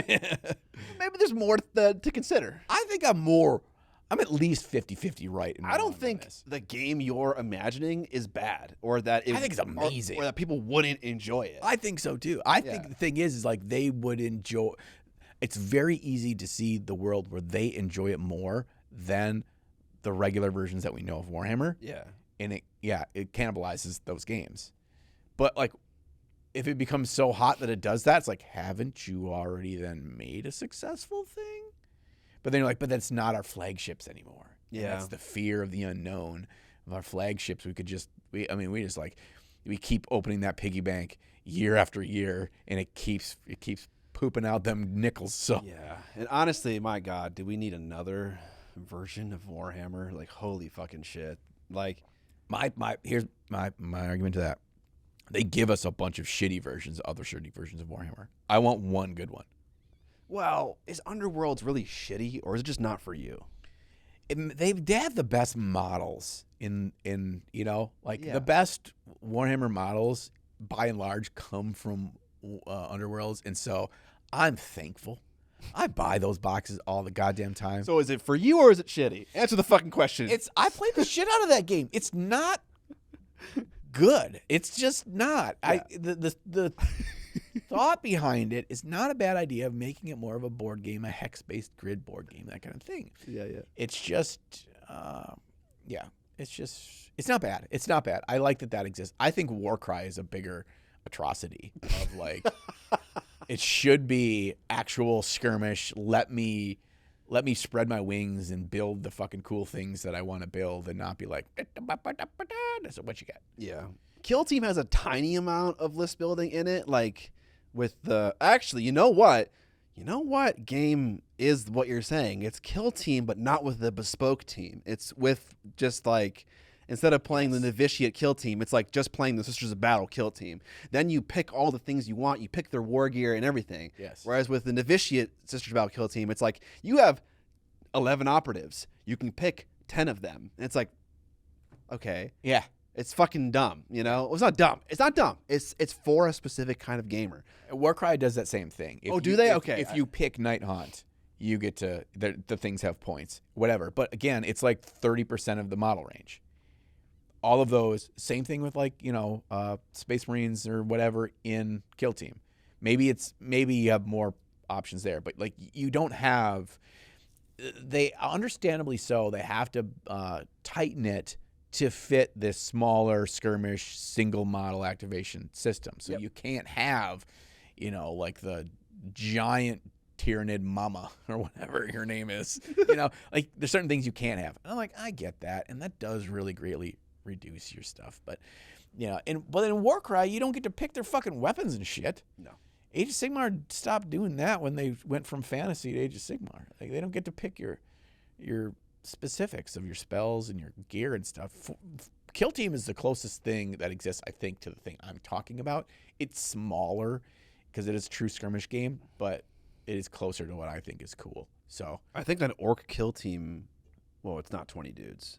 Never mind. I was gonna say it's 20 dudes, but it isn't, because it's this lower model comp, more elite orcs. I paid 20 of them. If I was like, I just could roll some noobs over because I just got more dudes than you. Right. Well, you'd also paint 20 of them if the 20 was a leader, 3 special elite units, 5 boys, a wagon, and a heavy team. Yeah. That, I get it. I can see that. I want to paint that. Yeah. It seems achievable, and yet it still feels Warhammer, not skirmish game. Yeah. That's all I'm saying. That's what we want. I'm glad we got to the heart of this. We made a game. All right, we made a game. Come on, Games Workshop. Welcome to the end of the podcast. Thank you for listening all the way to the end. We appreciate your ears and eyes. Yeah, if you're watching, we appreciate your eyes. If you're listening, we appreciate your ears. X2. I appreciate it. I've had to be so bad. I'm just like, dude, will we get like demonetized if I pee in a can right here live? We can try. Okay. I'm waiting. I'm just having that awkward silence where the audio listeners actually thought I was doing it. Thanks for being with us, Goody Peepees. You're all amazing. Each and every one of you are unique snowflakes, and we value all of you. If you want to support the podcast, make sure you're subscribed, to the YouTube channel. Even if you listen to us, via audio only, it just helps more people find us on YouTube if you just go and subscribe or give a thumbs up or say chicky chicky bok bok in the comment section. That helps us a lot. You can also leave a 5-star review or any number of star review wherever you listen to podcasts, as long as they allow to give reviews like Apple Podcasts does.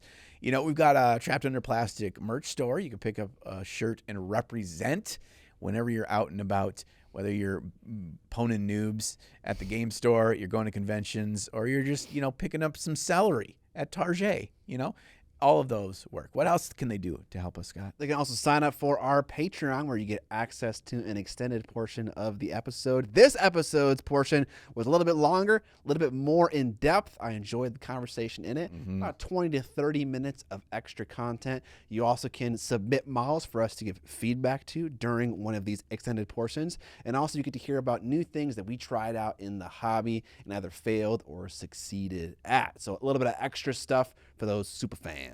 Yeah. Another big thing that you get the opportunity to do, and we appreciate whenever anyone does, is like you give topic suggestions for an episode. So many episodes, the whole main topic is based on our patrons' brilliant ideas. Indeed. So, we could make this even more elongated, like every other section of the podcast in this episode, but instead I'm gonna go pee before I piss my pants, and then I walk into Cane's awkwardly in a little bit. So we'll be back in a fortnight. Until then, we'll catch you on the Flippity flop.